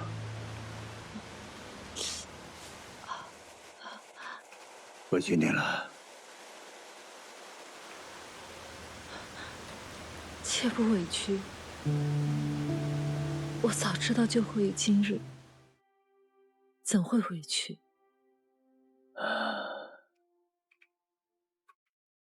这几日我一直在想，当年我若是带你一走了之，那又会是什么样子的？想当初，我在城外的十里长亭，足足等了你一日，直到太阳落山，也没见你来，我就知道你再也不会来了。虽然当时我已经被选做了太子妃，但是只要你愿意带我走，我是可以跟你远走高飞的，隐姓埋名，哪怕做一对贫贱夫妻，我也甘之如饴。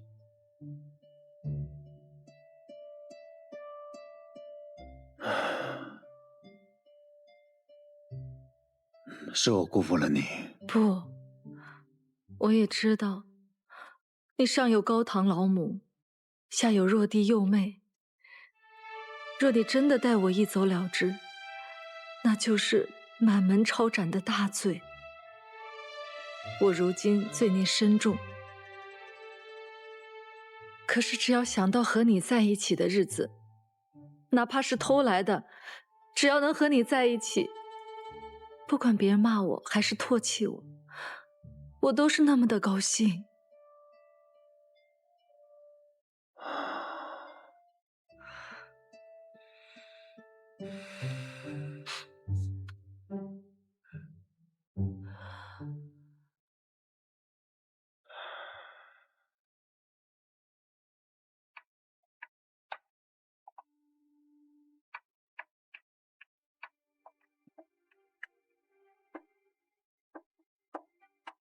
韩将军，咱们现在距离西长京是不是已经很远很远了？已经有数千里了，便是快马驰骋，也得10数日。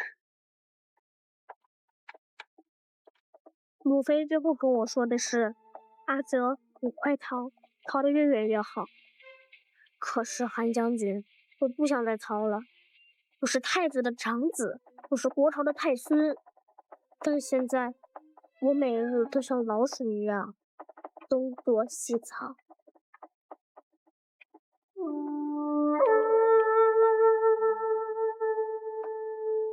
臣给殿下讲过韩信将军的故事，也讲过越王勾践的故事。殿下如今是避险，忍辱负重，才能有将来收复河山的一日。那日你说镇西军统帅李密是我实际堂兄，镇西军已经从劳兰关一直杀到了望州。17哥领兵还是挺厉害，我真想同他一样，与敌人正面对阵，拼杀一场。17皇孙确实战功显著，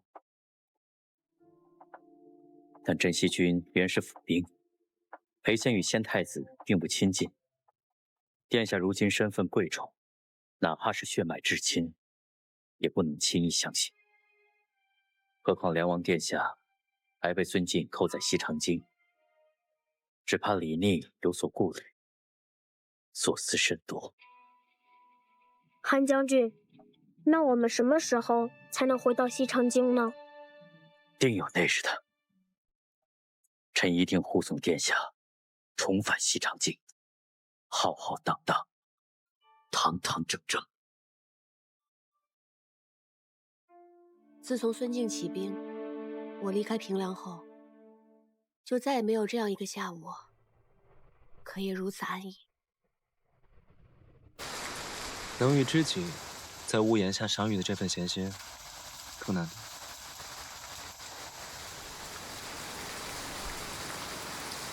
前几日，我还做梦回到劳兰关，打了一头特别肥的黄羊，正烤着呢，梦就醒了。我很好奇，劳兰关真的有那么好吗？值得你如此念兹在此？行无辙迹，居无仕路，岂不快？日后我邀你同我一起去劳兰关，你可愿意？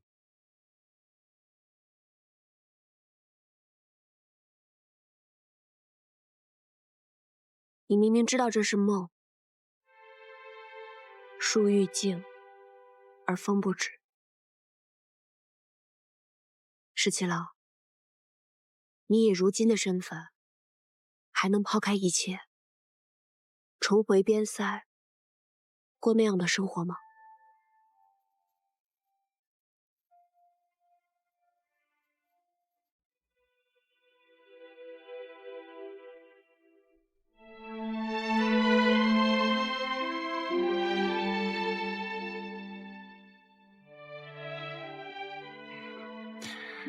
难得有一场好雨，将你我困在这里。雨停之后，又该各奔东西了。我们说些别的吧。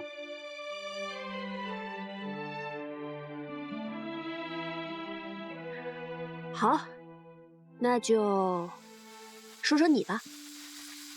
你小的时候是不是特别顽皮呀？何止顽皮，简直顽劣。我父王打我的藤条都不知道断了多少根了。看来梁王殿下这番苦心管教，这收效却是甚微啊。我倒不怕挨打，我就怕念叨。我娘生我时难产而亡，整个王府之中，只有董王妃对我十分照顾。我父王又不喜欢我，我的2位兄长都仗着父王的偏心，总让我顶包挨打。日子久了，父王就更讨厌我，见到我就皱眉。真想不到，你还受这样的气。我那2位兄长都是董王妃所生，我娘是董王妃身边的侍女，听说从前义不得宠，幸好董王妃对我娘十分照顾。我阿娘过世之后，又是董王妃抚育我，为着王妃，我也就万事不与兄长们计较。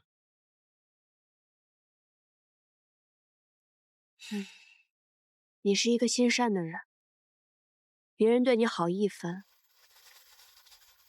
你便以10分报之。后来，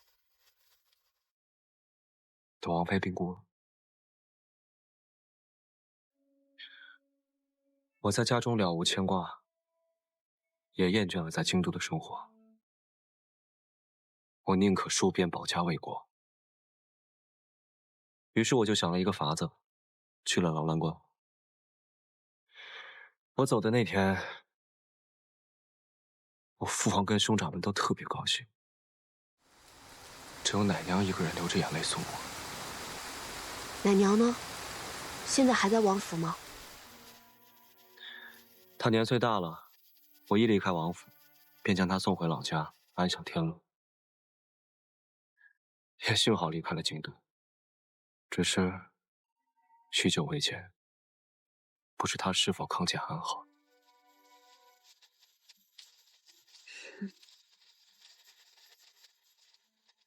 还能有记挂着的人，就不会觉得孤独。我阿娘也去世很久了，我都已经快记不得她的样子，但每次想到她，都觉得她在陪着我，我也不会觉得孤单。你小时候是什么样的人啊？我真想象不出来。我猜你一定是个人小骨大，难缠至极的吧？我从小是被当成男孩子养大的，读书练武和其他的男孩没有差别。男孩子学什么，我就要比他们学得更好。都是你爹娘逼你的？不，是我自愿的。我是女儿身，志向与男儿无异，本就该付出更多的。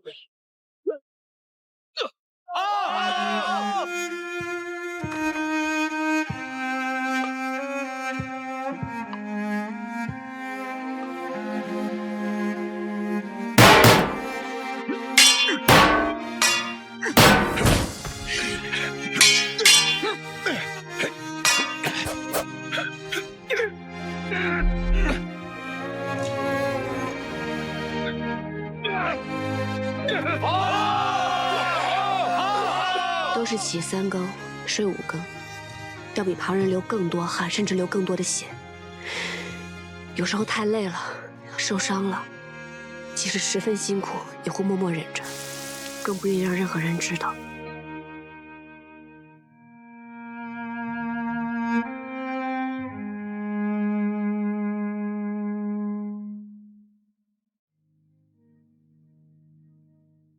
在想什么？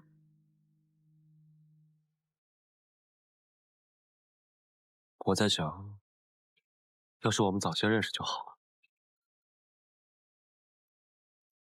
为什么？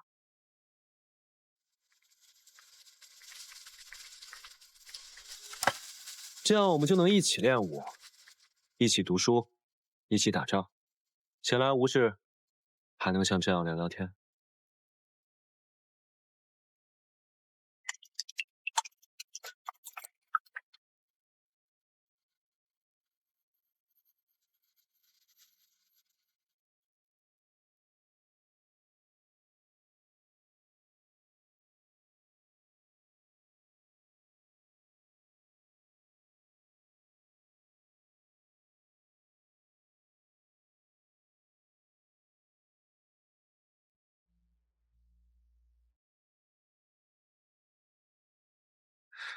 这么快雨停了。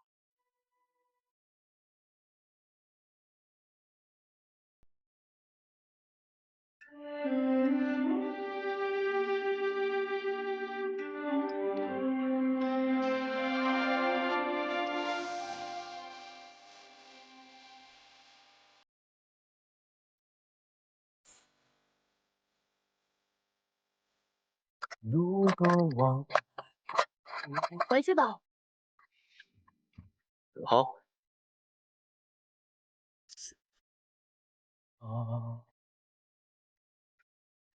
落在你心上的斑驳，那牵扯。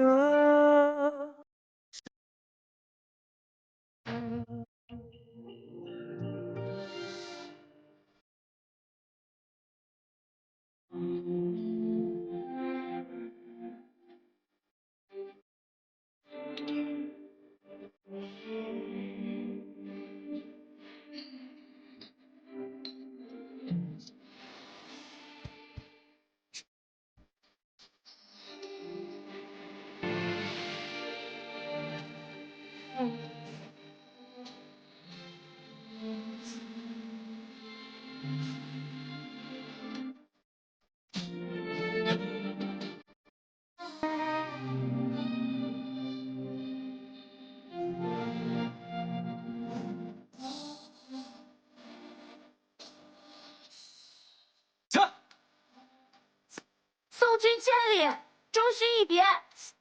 回去吧。我再送你一程。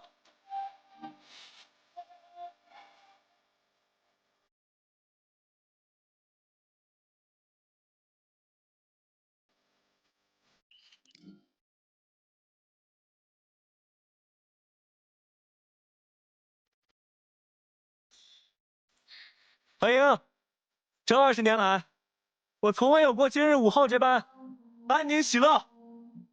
我也是。待到天下太平，你我并肩，同游乐游原。一言为定。